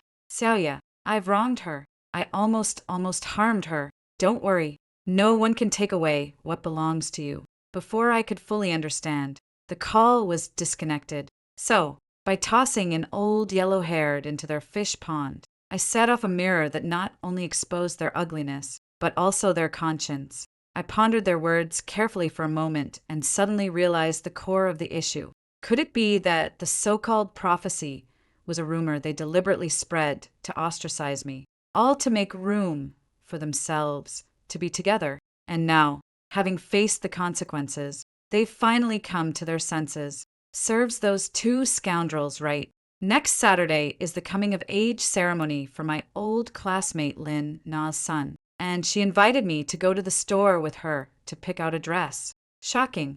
The heiress of Chaoxing Group had a miscarriage. The crown prince was arrested for drug use at a bar. Lin Na was scrolling through her phone screen with great interest. I put down the dress I was selecting and leaned over to join in the gossip. The news is indeed shocking. Li Wei's 2 children. One had a miscarriage, and the other is a drug addict. The article says that Li Wei was following a yellow-haired guy who had been harassing her daughter frequently while being chased. In order to protect the yellow-haired guy and help him escape, her daughter fell down the stairs, leaving a pool of blood. It turned out to be a miscarriage, just as she sent her daughter to the hospital.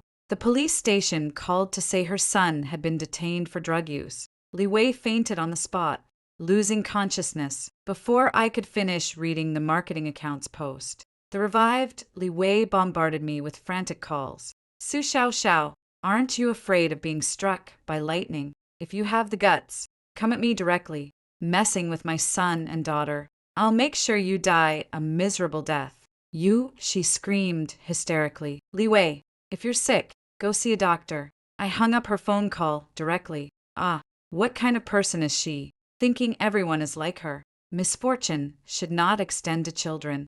As a mother, I will not impose adult grudges on children. She forced her own children to rebel, and now she blames me, Divine Gold, while scrolling through marketing accounts. The article I just saw with over 1 million views has already been deleted. But I realized there was a depth charge lurking somewhere out of sight. In the blink of an eye, it was time for Lin Na's son's coming-of-age ceremony. Xiao Yi had been his classmate, so she accompanied me to the event. However, I never expected Li Wei to show up as well. She stood behind the bustling crowd, hair makeup flawless, casually swirling the champagne in her hand as she glanced in my direction. The smile on her lips was particularly smug, as if the events of the past few days had not affected her in the slightest. "I have a bad feeling. You ruined my life."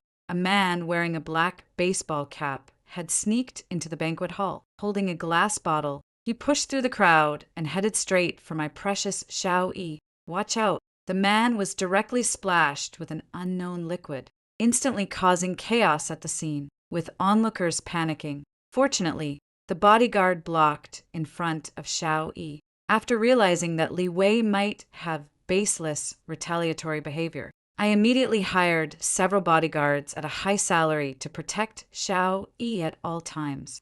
And that unknown liquid was actually just water, accompany me through life. The man in the baseball cap didn't linger near us. Instead, he rushed toward others nearby, shouting and pulling at them randomly. But he was quickly subdued by the security guards on site and taken to the police station. He was a madman who had escaped from a mental hospital.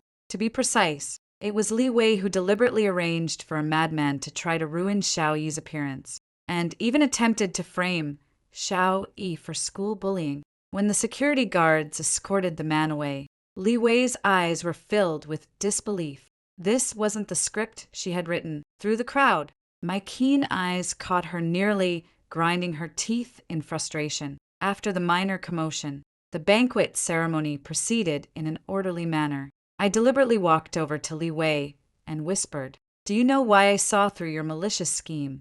There's a mole around you, and not just one." Li Wei visibly darkened her expression. She shot me a hateful glare and stormed off angrily with her bag.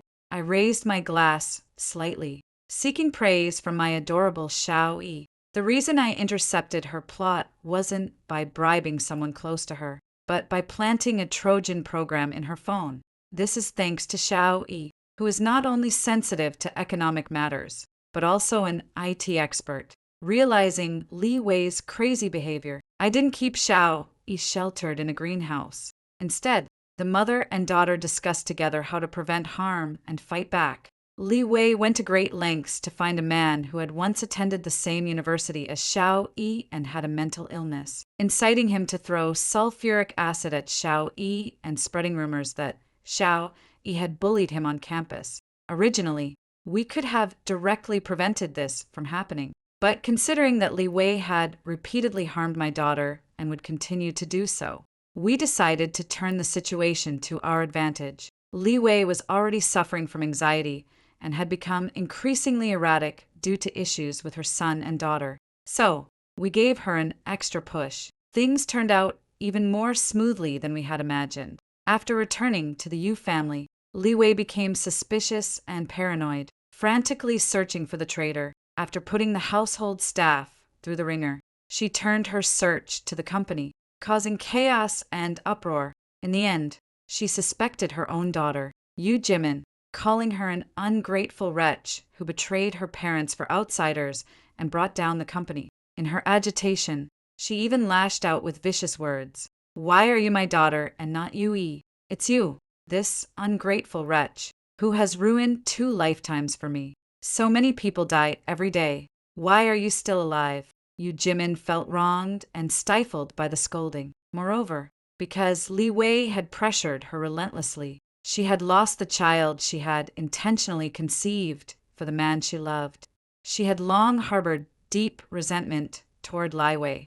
Watching Li Wei's hysterical and frenzied appearance, Yu Jimin coldly took out her phone and contacted the psychiatric hospital, intending to have Li Wei admitted. "What are you doing?" Li Wei lunged forward, snatched her phone, and threw it violently to the ground. She then grabbed Yu Jimin by the neck, her gloomy eyes flashing with a fierce, cold light. "You worthless thing, trying to send me to a psychiatric hospital again. You're dreaming. I won't let you succeed. I gave birth to you, so why are you siding with outsiders? You ruined my life once, and now you want to ruin it again." Yu Jimin had just had a miscarriage and was physically weak. Moreover, Li Wei had taken the initiative, leaving her with no ability to fight back. She probably never expected that her own mother would be so heartless as to try to kill her. Fortunately, Yu Tianqing returned just in time and managed to save Yu Jimin. After regaining her composure, Yu Jimin completely broke down. "Did I beg you to give birth to me? Did I ask to be your child? Why have I ended up like this? It's all your fault. You've ruined my entire life. All day long, it's all about Yue this, Yue that, Yue everything. I am Yu Jimin. I am myself. I am not anyone else. Why must I follow in her footsteps just because I can't compare to her? Does that mean I don't deserve to live in this world? Did you ever love me? Did you ever see me as a human being? No, you never loved me. My brother and I were just tools for you to compare with others. But unfortunately, you, this useless coward, gave birth to 2 good-for-nothings. Yet we weren't born wanting to be good-for-nothings. It was you. You forced us into it. Who exactly ruined whose life? Both my brother and I were destroyed by you. I can't compare to Yui. and you will never compare to Su Xiao Xiao. Lai Wei was sent to a mental hospital. Along with her was Yu Jimin. Hearing about Yu Jimian's story, I felt a wave of emotion in my heart. I had seen this child when she was 4 years old. She was quite sunny and cheerful, with a bit of a mischievous spirit, able to talk and sing, a promising young talent. When she was around 9 years old, for some reason, she came near my residential area. Like her mother, she would watch me and Xiao Yi from a distance, sometimes far, sometimes near, without saying a word. At that time, she was shrouded in an air of gloom, unlike a child, with a desolate look in her eyes, as if an invisible mountain was pressing down on her tender waist. Bending it low, seeing me and Xiao Yi playing bumper cars together, her eyes were filled with unconcealable envy and anticipation.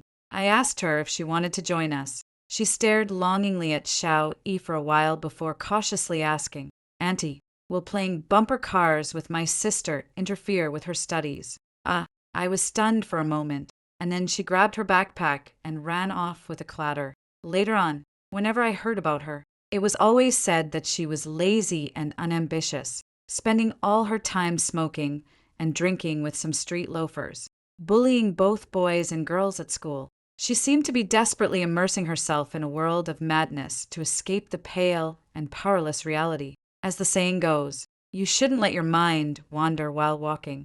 I stumbled, but didn't fall. Though my mind reeled a bit, something extra had been added. It turned out the world I lived in was a novel, but the main storyline wasn't about me. At best, I was just a pretty extra. The real female lead was the illegitimate daughter of a big shot in the capital's elite circles. I haven't seen it, nor have I had any interaction. As for the male lead, he's a blonde. The blonde was originally born into a prominent family, but his parents were killed. The company went bankrupt, and he was forced to become an orphan. Growing up in an orphanage, the one who harmed his parents was Li Wei's husband, her original husband, Zhao Xiaochu. In the story, Li Wei and I are alumni. I graduated 5 years earlier than her, so we shouldn't have had much interaction. However, I have always been an outstanding student since childhood, the kind of other people's child that most parents talk about. Even many years after graduation, my alma mater still displays my name on the campus honor roll. Li Wei was also a good student, but throughout her 4 years of college, she largely lived in my shadow. No matter how hard she tried, she couldn't push me off the honor roll of our alma mater and take my place. By chance, we met at the gym, and she recognized me at a glance, going out of her way to become friends with me. It was probably driven by vanity at that time. The company I co-founded with Yu Tiancheng was just starting to show some promise.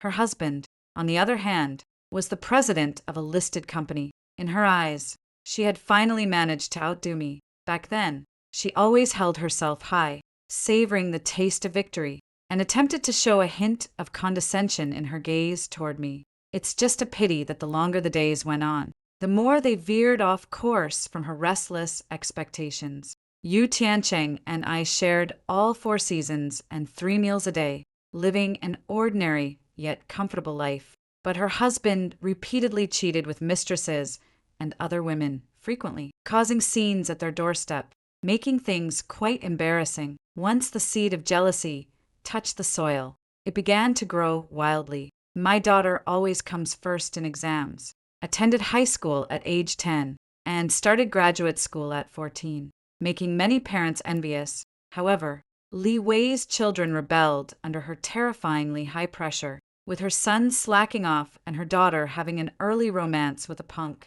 The punk who had an early romance with her daughter is actually the male lead of this world. The punk male lead deliberately seduced her daughter to avenge his parents, step by step coaxing her into stealing company secrets, ultimately taking over the company. The Zhao Group went bankrupt, while my company with Yu Tiancheng, the Chaos Hing Group, happened to go public.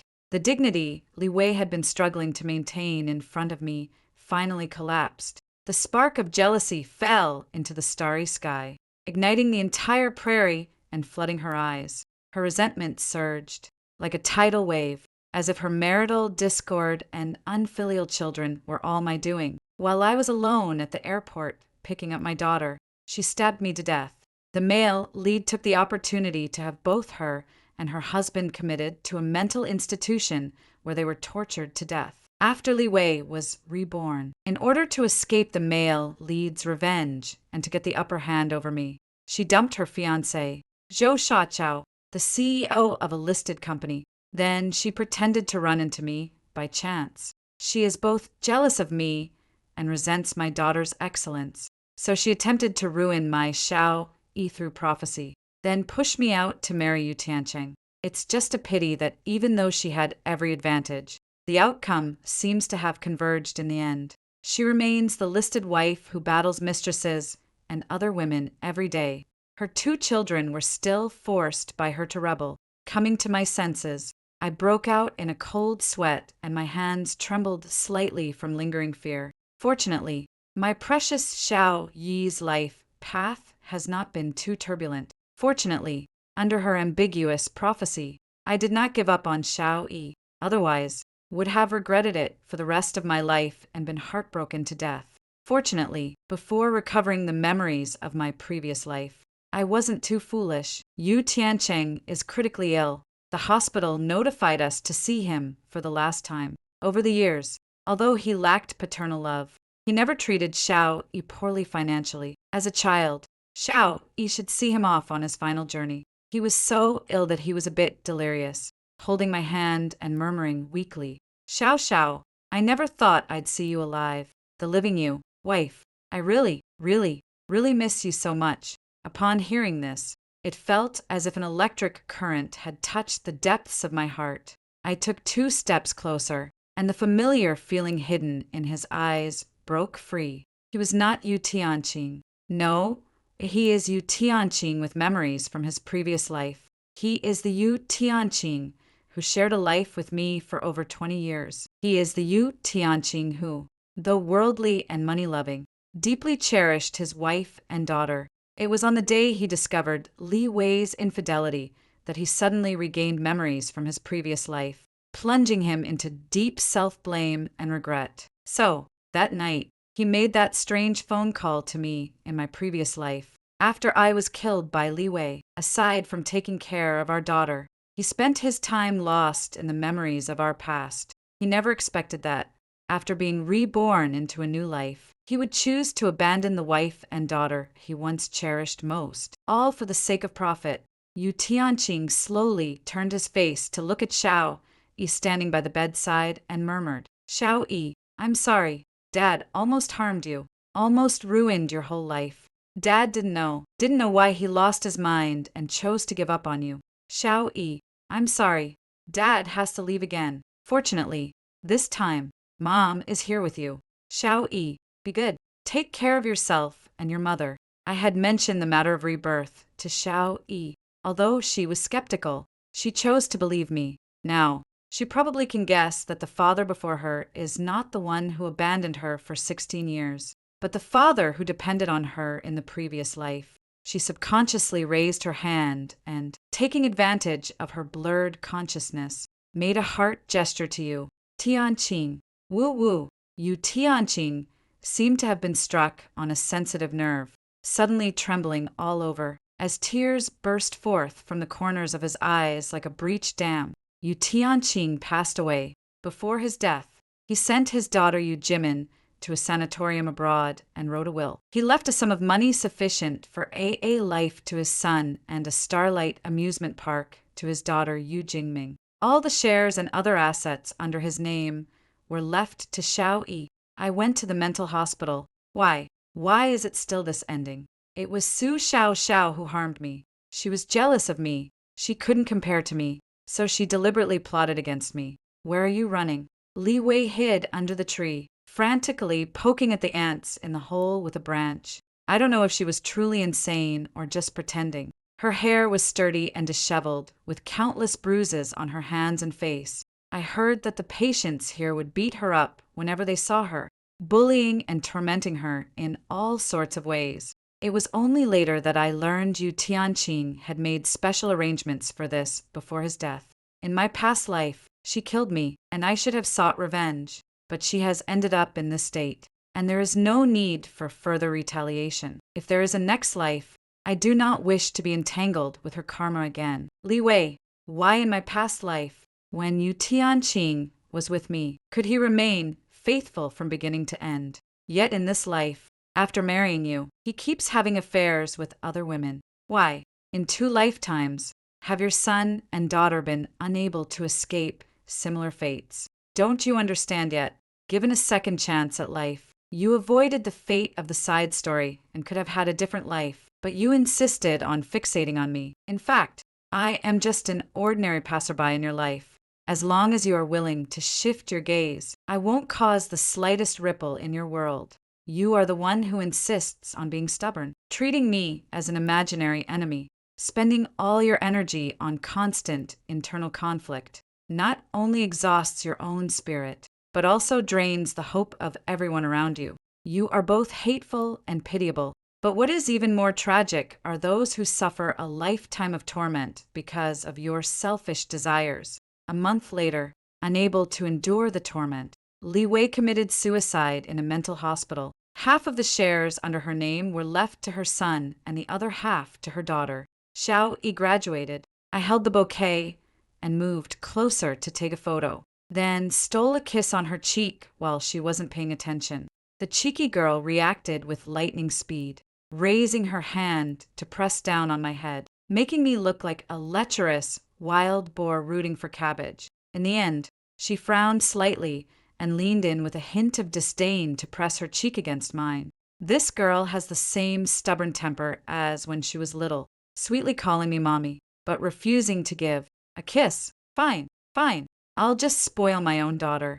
Every time I look back, I still feel grateful for the choice I made back then. At that moment, I couldn't ignore the innocent smile and tender voice of my daughter right in front of me, choosing to believe that, no matter what the future holds, my daughter will always keep that purity and kindness. I am willing to use all my strength to guide and protect my daughter, helping her grow into a loving and responsible person. Because, for a mother, a child's happiness and future do not depend on whether they are outstanding enough, but on their peace and joy. After hearing the second story above, what are your thoughts? Feel free to share your opinions in the comment section. Next, there's another similar story.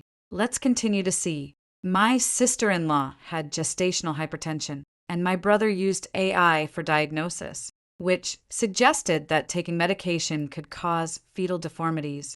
In my previous life, I gathered solid medical evidence, persuaded my sister-in-law to secretly take the medication, and she safely gave birth to a healthy nephew.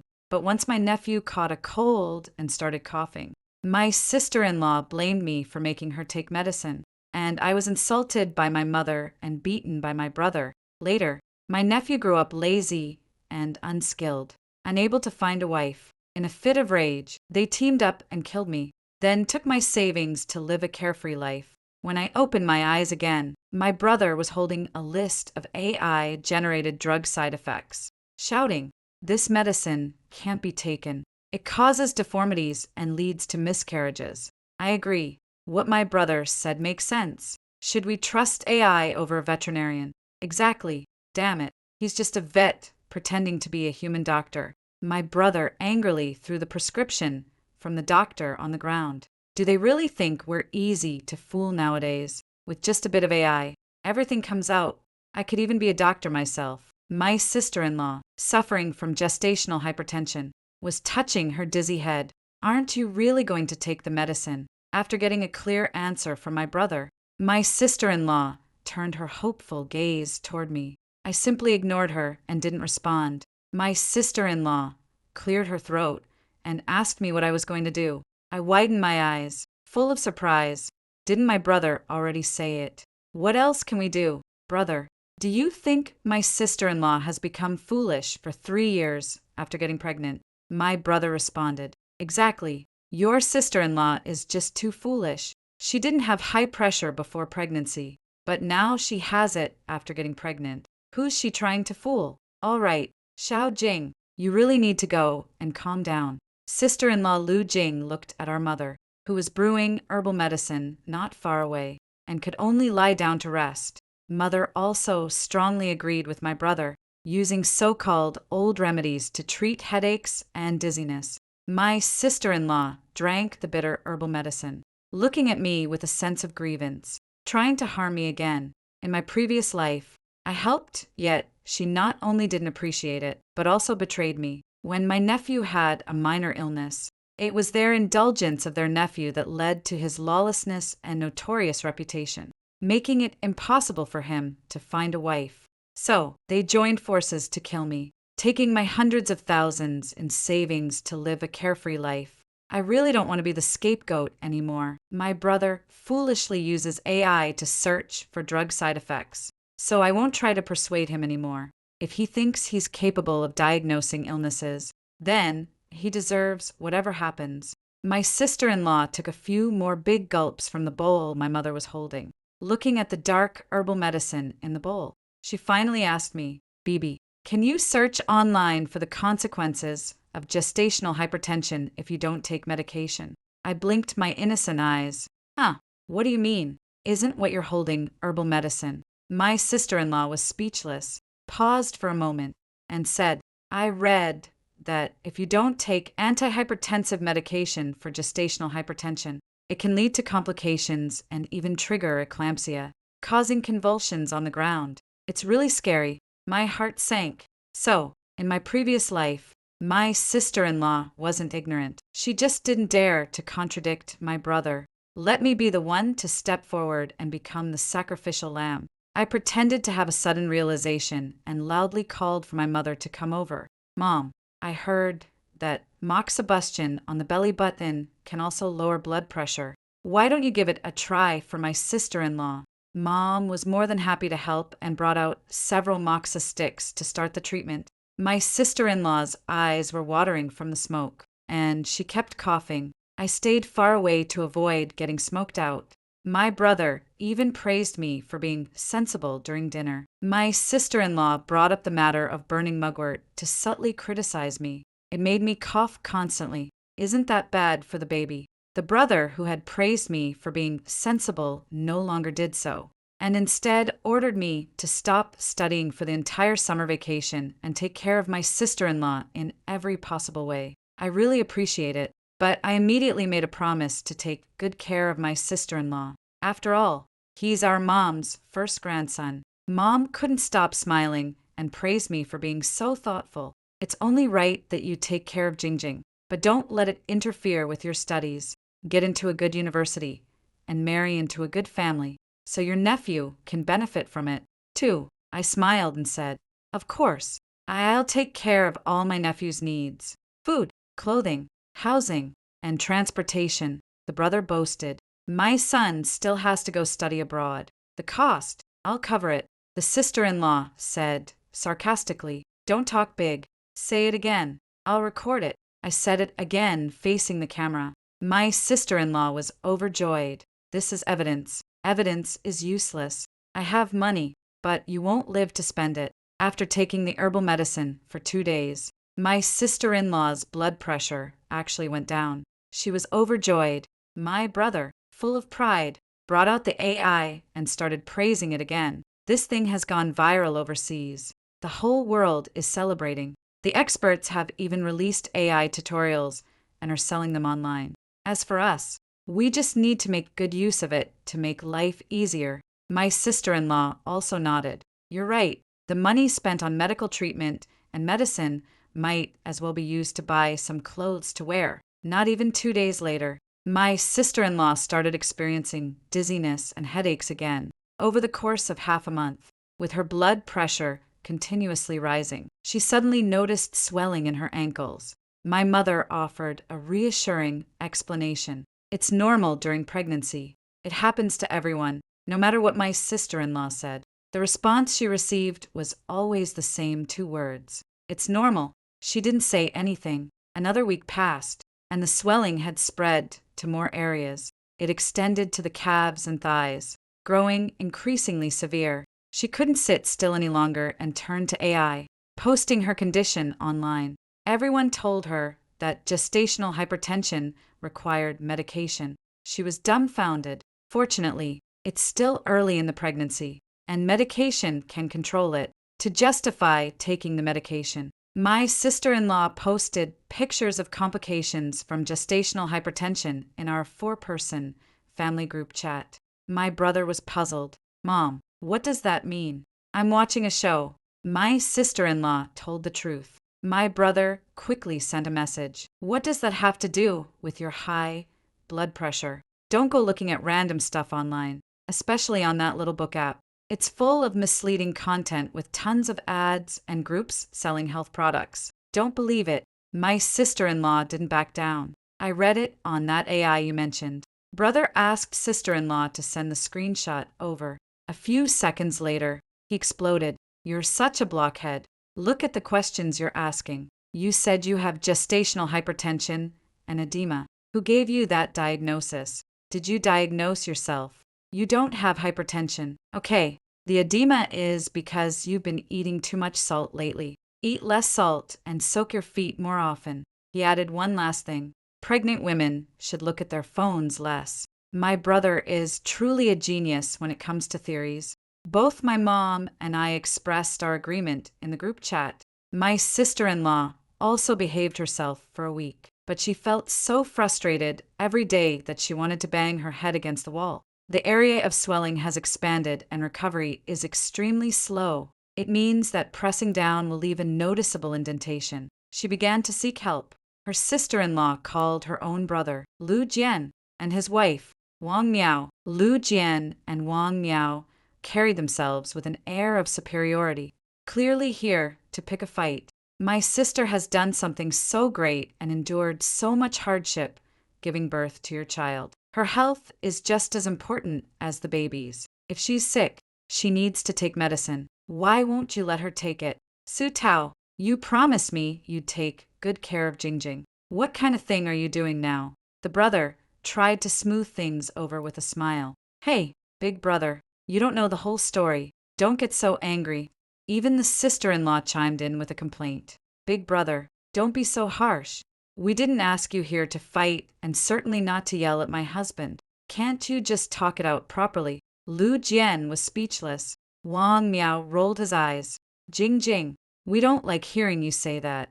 We came to help you, and you're still undermining your own brother. Are you siding with your husband now? Sister-in-law was also speechless. You know he's my own brother, right? How I talk to my own brother is none of your business as an outsider. Wang Miao angrily plopped down on the sofa. Fine, let's see what kind of nonsense you two can come up with. I stirred the pot. My sister-in-law is pregnant. You're an outsider. Get out of here and don't upset her in my house. Wang Miao's face turned red with anger, and she pulled Lu Jin towards the door. Lu Jin, remember what you said. Don't come begging us in the future. I replied, I'm begging you to leave quickly. My house has been tainted by your stench. After they left, my brother praised me for what I had just said. Does Lu Jin really think he's the big brother? I heard he's raising pigeons, but he never even thought to make some pigeon soup for his pregnant sister. What a lousy brother. Better off without him. My sister-in-law chimed in. Exactly. I've never liked my brother's condescending attitude since we were kids. Back then, he scolded me, and now he's scolding my husband. And Huang Miao joined in to scold me, too. What a load of nonsense. Listening to their complaints felt incredibly satisfying. My sister-in-law's character is truly as despicable as ever. When others help her, she turns around and stabs them in the back. How wicked. My sister-in-law called over her best friend, Nana, pouring out her grievances with a pitiful look. Nana looked worried. Then you should secretly take the medicine. My husband is very strict. If he finds out I've been secretly taking medicine, he'll probably cut off my allowance. I don't have a job or a salary. So, if I have no money to spend, I'll be miserable. Nana frowned. What should we do then? Sister-in-law kept sighing and didn't say what to do, only adding, You're my best friend, so I can only rely on you. Nana agreed readily. All right, I'll tell Su Tao. That evening, when my brother came home, he scolded his wife relentlessly. Everyone says don't air your dirty laundry in public, but you're the first to spread it. Still letting Nana scold me. You've completely shamed your man. I'm cutting off all your allowance. My sister-in-law hurriedly explained. No, I didn't ask Nana to talk to you about this. I had no idea Nana approached you on her own. I even told her I'm currently taking traditional Chinese medicine to lower my blood pressure.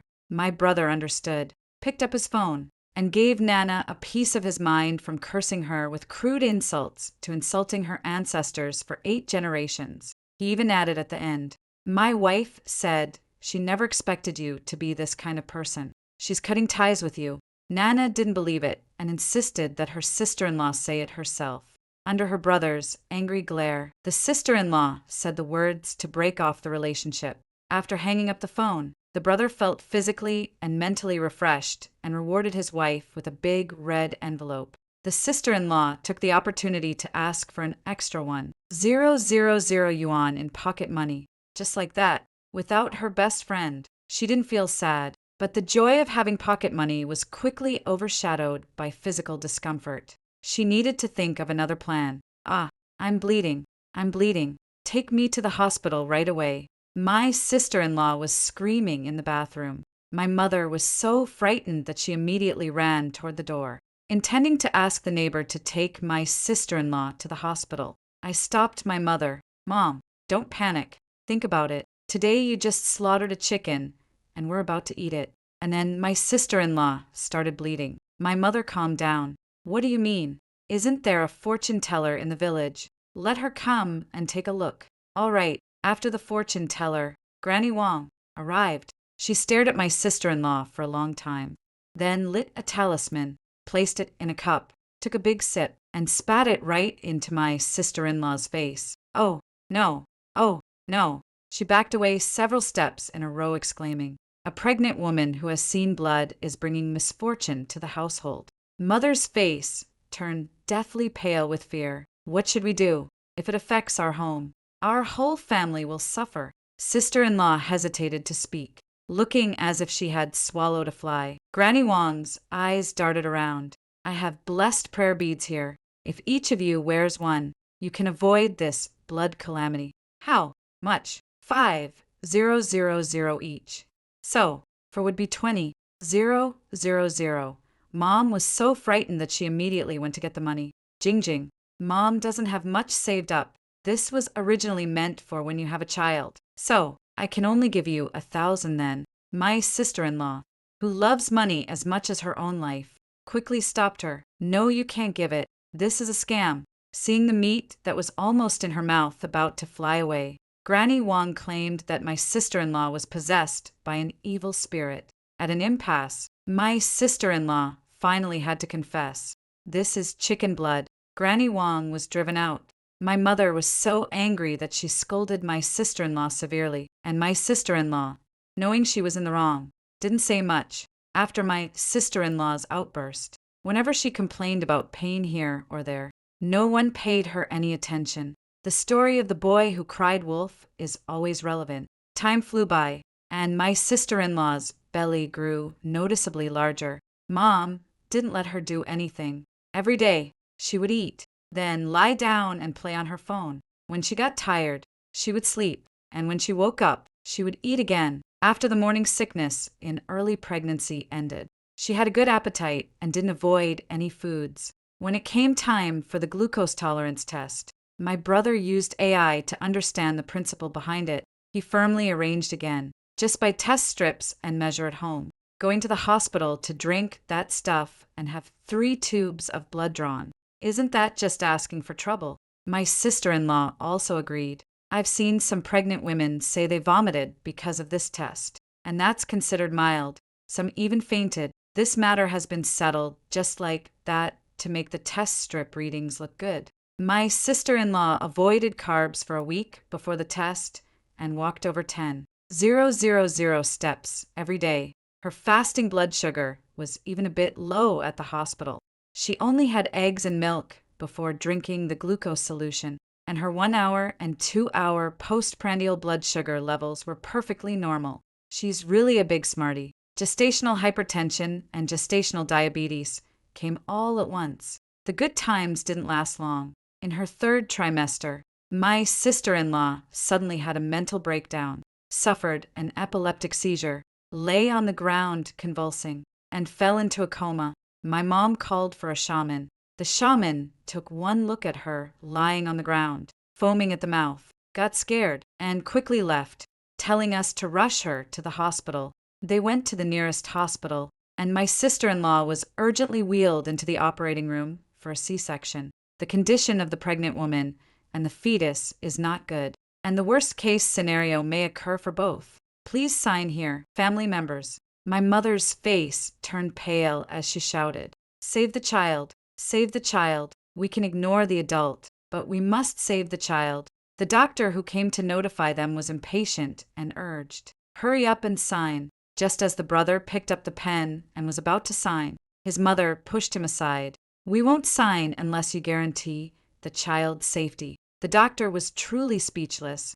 "Have you been watching too many TV dramas? There's no such thing. We'll do our best." The mother insisted that the doctor promised to ensure the safety of her grandson. The doctor, helpless, looked at me. "Are you a family member?" Mom stepped forward to block. "She's not. She can't represent us." I obediently became an invisible person, making sure not to draw fire to myself. This is exactly what I had been hoping for. Another authoritative doctor arrived and immediately reprimanded her. The pregnant woman is facing a life-and-death situation in the operating room. As her mother-in-law, you want to give up on her life. Have you considered how your son would feel? Can you accompany your son for the rest of his life? You might not need a daughter-in-law, but can your son live without a wife? The mother was left speechless, unable to defend herself. Surrounded by the families of other patients undergoing surgery, they empathized deeply. Scolding Mom, Mom felt embarrassed and pulled me to walk further away. Brother signed the papers. Everything was waiting for the surgery to end. I watched as my mother kept her hands clasped together, murmuring something under her breath. It must have been something like praying for blessings for her grandson. "I'm afraid I have to disappoint you. Mom, it's a boy, 10 pounds and 2 ounces. The nephew has come out." However, the nurse did not bring the child out. Instead, she sent him directly to the incubator. The mother exclaimed loudly, "Where is my grandson? Let us see him." The nurse explained, "The baby's lungs are underdeveloped and there is still fluid in them. He needs to be monitored now. Otherwise, he may have breathing problems." "Bullshit. I think you just want to swap out my chubby grandson." Mom spoke with conviction. "Hospitals are prone to swapping babies, and my family has a little boy. Don't let him get lost." The nurse didn't want to say more. "Also, the pregnant woman is not doing well right now, so you'll have to wait a bit longer." My brother pleaded, "Nurse, you must save my wife." Mom also gave my brother a light punch, saying, "Look at you. You don't act like a father at all." We waited another 2 hours before my sister-in-law came out. It was a cerebral hemorrhage, and she had to undergo brain surgery. After waking up, she couldn't even speak clearly. Mom and my brother went to make a scene, saying the doctor botched the surgery, to better argue back. My brother even asked me to do AI simultaneous translation. That is, to record everything the doctor said and then use AI to refute it. "I'm not doing this." My brother punched me all over. "You're useless." The doctor patiently explained, "The patient's high blood pressure has been going on for too long, which is what caused the cardiovascular disease. Don't think you're the only one with a mouth who can talk. It's your negligence. So compensate quickly, or else we'll report it to the higher-ups and you won't keep your as director." My brother quickly picked up the AI-generated content, probably reading it out while having my mom hold up her phone to collect evidence. "Dear Wong, I solemnly inform you that I now have reasonable grounds to suspect that your medical team made errors during the surgery, resulting in severe injuries to my family member that should not have occurred. I hereby present the following demands and hope that you and the hospital will take them seriously and address them promptly. First, I demand the immediate sealing of all medical records related to this surgery. There must be no tampering or omissions, and the records must be handed over to me for safekeeping. Second, this medical incident must be designated as the hospital's most important case of the year. A dedicated investigation team must be established, and I require daily updates on the progress of the investigation. Third, for the follow-up treatment of my wife, Lu Jing, the patient in question, we must engage the most top-tier experts in the country. Note, all expenses incurred in this regard shall be borne by the party at fault. 1. The hospital. Fourth, we demand reasonable and adequate financial compensation. This compensation includes, but is not limited to, medical expenses, lost wages, nursing fees, disability compensation, and compensation for the immense psychological harm caused to us. Specifically, this includes psychological damages for me, my mother, my sister, and my son. Additionally, due to your surgical error, I am now unable to have more children in the future, and I had planned to have a third child. All losses resulting from this must be compensated together. After my brother finished speaking, everyone in the room broke out in a cold sweat. Only my mother clapped in approval, saying, "Son, you're really amazing. You spoke so eloquently and convincingly. I was completely stunned. You spoke so well." My brother proudly shook his phone and said, "You should see what I have in my hand. Smart people know how to make good use of the tools they have. It's twice the result with half the effort. No need to hire a lawyer. I am the lawyer." Could only applaud my brother silently in my heart. Well said. Okay, I want to find a crack in the ground to crawl into. I stood as far to the side as possible to prevent others from grouping me with them. The doctor didn't back down, either. This matter will naturally be handled by someone. As a doctor, I am worthy of this uniform. My brother snorted coldly. Just wait and see. Over the next few days, my brother insisted that the doctor use the best medicine for my sister-in-law and nephew. My mother was uneasy. This money is coming out of our own pockets. It's our own money. My brother didn't think much of it. What's there to worry about? We'll cover it for now. How could such a large hospital be short of 200,000 yuan? This is a top-tier hospital. Mom wasn't quite reassured, so she asked my brother to consult the AI. My brother asked the AI a question. Can a hospital afford to compensate 200,000 yuan? After a comprehensive analysis, the AI concluded that a large hospital could afford it. My brother clicked his tongue and showed Mom the result. Mom believed it. Sister-in-law was in the ward, and the nephew was in the incubator. Sister-in-law was incontinent, and Mom changed her a few times, then stopped. Brother didn't change her, either. Just let me change it. I don't want to change it, either. But if she wets or soils herself, she'll be uncomfortable and there will be a smell. So, I sprayed air freshener, and it became much fresher. Anyway, Mom and my brother weren't there. Just let my sister-in-law suffer. My sister-in-law had to go 3 times, and I didn't change it for her. She was so uncomfortable that she cursed at me, with a tongue that wouldn't straighten. You shameless. Change it for me now." I crossed my arms, looking down at her from above. In my previous life, when I was hacked to death, she looked down at me just like this, her eyes filled with contempt. The wheel of fortune turns, and now it's my turn. I slowly reached out my hand towards her, and she remained fiercely vigilant. The next second, she became docile, revealing a pleading gaze. I withdrew my hand, the needle in my grasp gleaming brightly. After staying in the hospital for a week, I watched as the money my mother and brother had saved was nearly exhausted, with less than 10,000 yuan left in my pocket.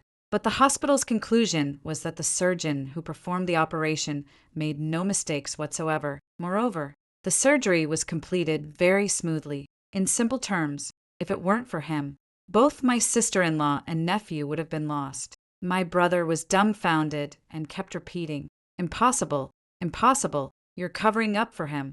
I'm going to call the police, and I'm also going to hire a lawyer to sue you."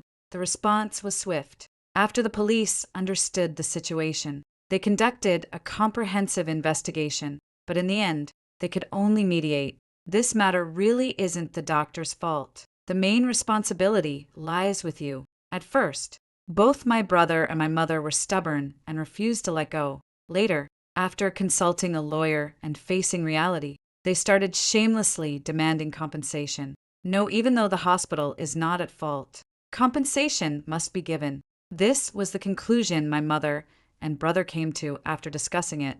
I hid in the shadows and secretly recorded it. The rest of the time, I was purely a decoration. When asked about things, I just played dumb. I raised my face, looking like an idiot.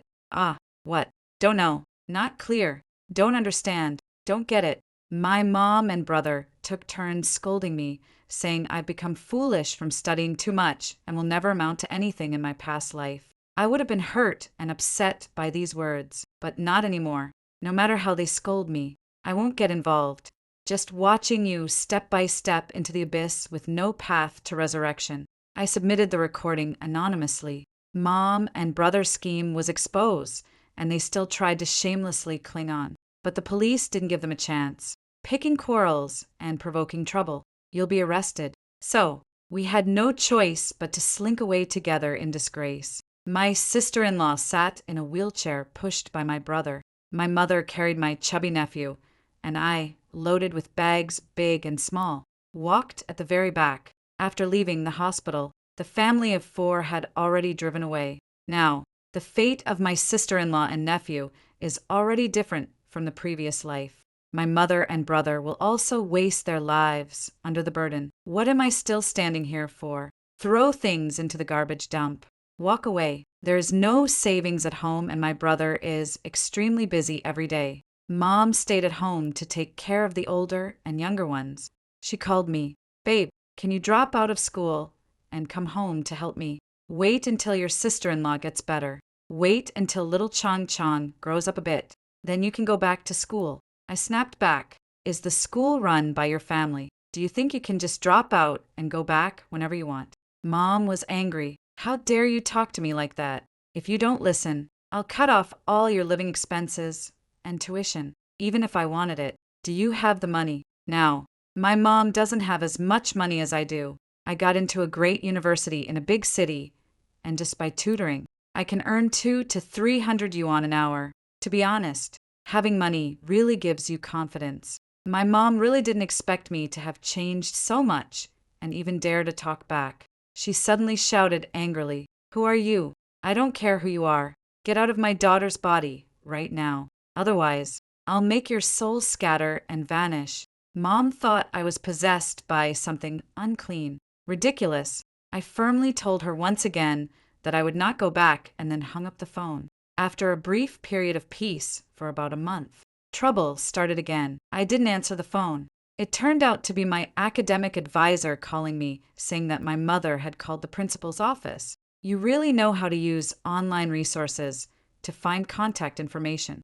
I had to call back. Mom was crying. "Chung Chung is gone." Me, "Gone. That's good." Mom screamed frantically, "How can you say such a thing with a clear conscience? This is your own nephew, your own flesh and blood. Have you taken care of him for even a single day? Not a single day. And you call yourself a college student. Is this how an aunt should behave? I'm going to report you to your principal. I'm going to report you." Mom hung up the phone with a loud smack. She was so furious that she definitely went ahead and reported it. I didn't care at all. I just kept munching on my burger, watching variety shows, and sipping my cola, laughing happily. Not long after, Mom called. "You, Sue Bibi, you really have some skills. Even the principal is on your side." Mom was puzzled. "You have no money, no power, no background, yet you can make the principal think highly of you. I don't believe you have any real ability." She changed her tone, becoming even more sarcastic and harsh. "You're so young, yet you're doing such dirty things. Don't come back anymore. I'm not your mother, and you're not my daughter." Fortunately, I had long stopped seeing her as my mother, too. In my past life, although my mother didn't take part in killing me, she shielded my brother, sister-in-law, and nephew. She claimed that I was too proud and self-blaming. So I ended my own life. She didn't even feel sad. She just lived happily on my money. For her, there are no extra feelings left. If there are any, it's hatred. Fine, let's cut ties. Hey, you're really heartless. I was impulsive just now.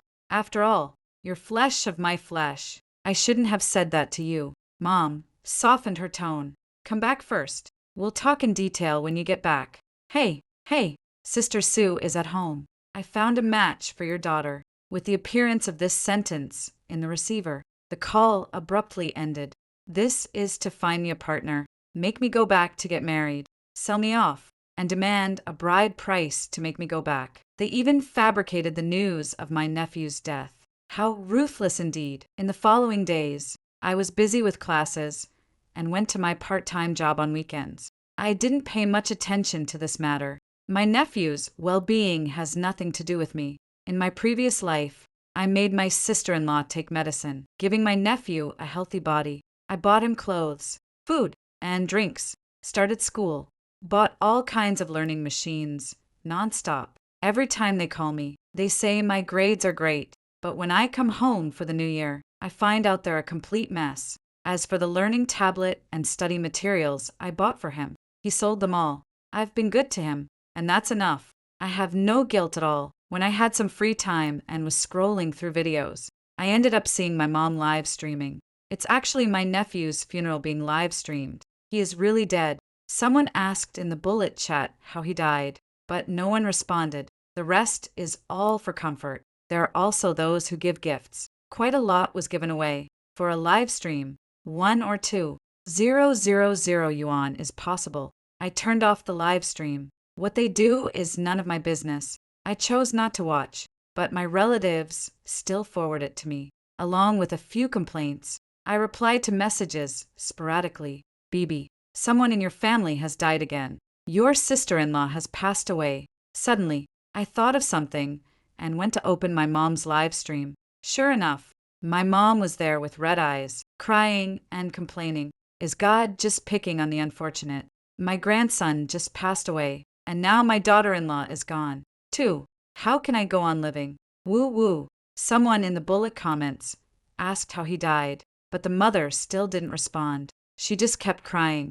After saying a few words about how hard life is, she started wiping away her tears. When the tears wouldn't fall, she stepped off screen, sprayed some chili, and the tears started flowing like a waterfall. Some netizens noticed something was off. Why is there chili powder on the host's face? Others questioned whether it was really a death. The mother panicked, picked up her phone, and turned around. A flurry of comments quickly scrolled across the screen. Scared to death.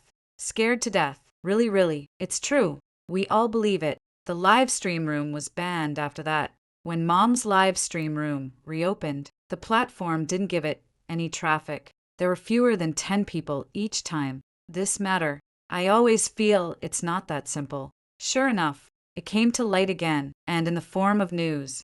No less. It turns out that Lu Jing's brother and sister-in-law, Lu Zhen and Huang Miao, had been holding a grudge all along. Seeing that Lu Jing had died, they went to demand money.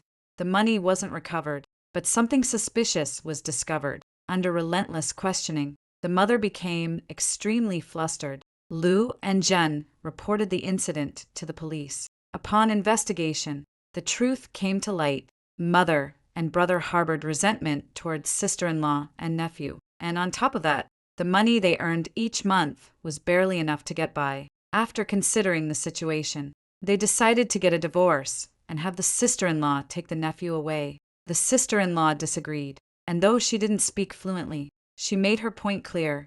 Everything I have now is because of you all. I'm not leaving. You have to support me for the rest of my life. That really hits a nerve. They already considered her AA, and now even more so. The nephew has already suffered brain damage with extremely slow intellectual development. Basically a fool. It doesn't get much traffic. The brother smothered the child to death. The mother was responsible for live streaming to play the victim and earn gift money. It really works. Just by talking. They made 10 to 20,000 yuan, but later it didn't work out. Just a few cents a day. So, the two of them set their sights on their sister-in-law. The brother showed no hesitation, resorting to the same old trick. He wanted to use his sister-in-law's death to make money again. This time, things have gone too far. Both my mother and brother have been imprisoned. My brother, as the principal offender, was sentenced to life imprisonment. My mother, as an accomplice, was sentenced to 10 years.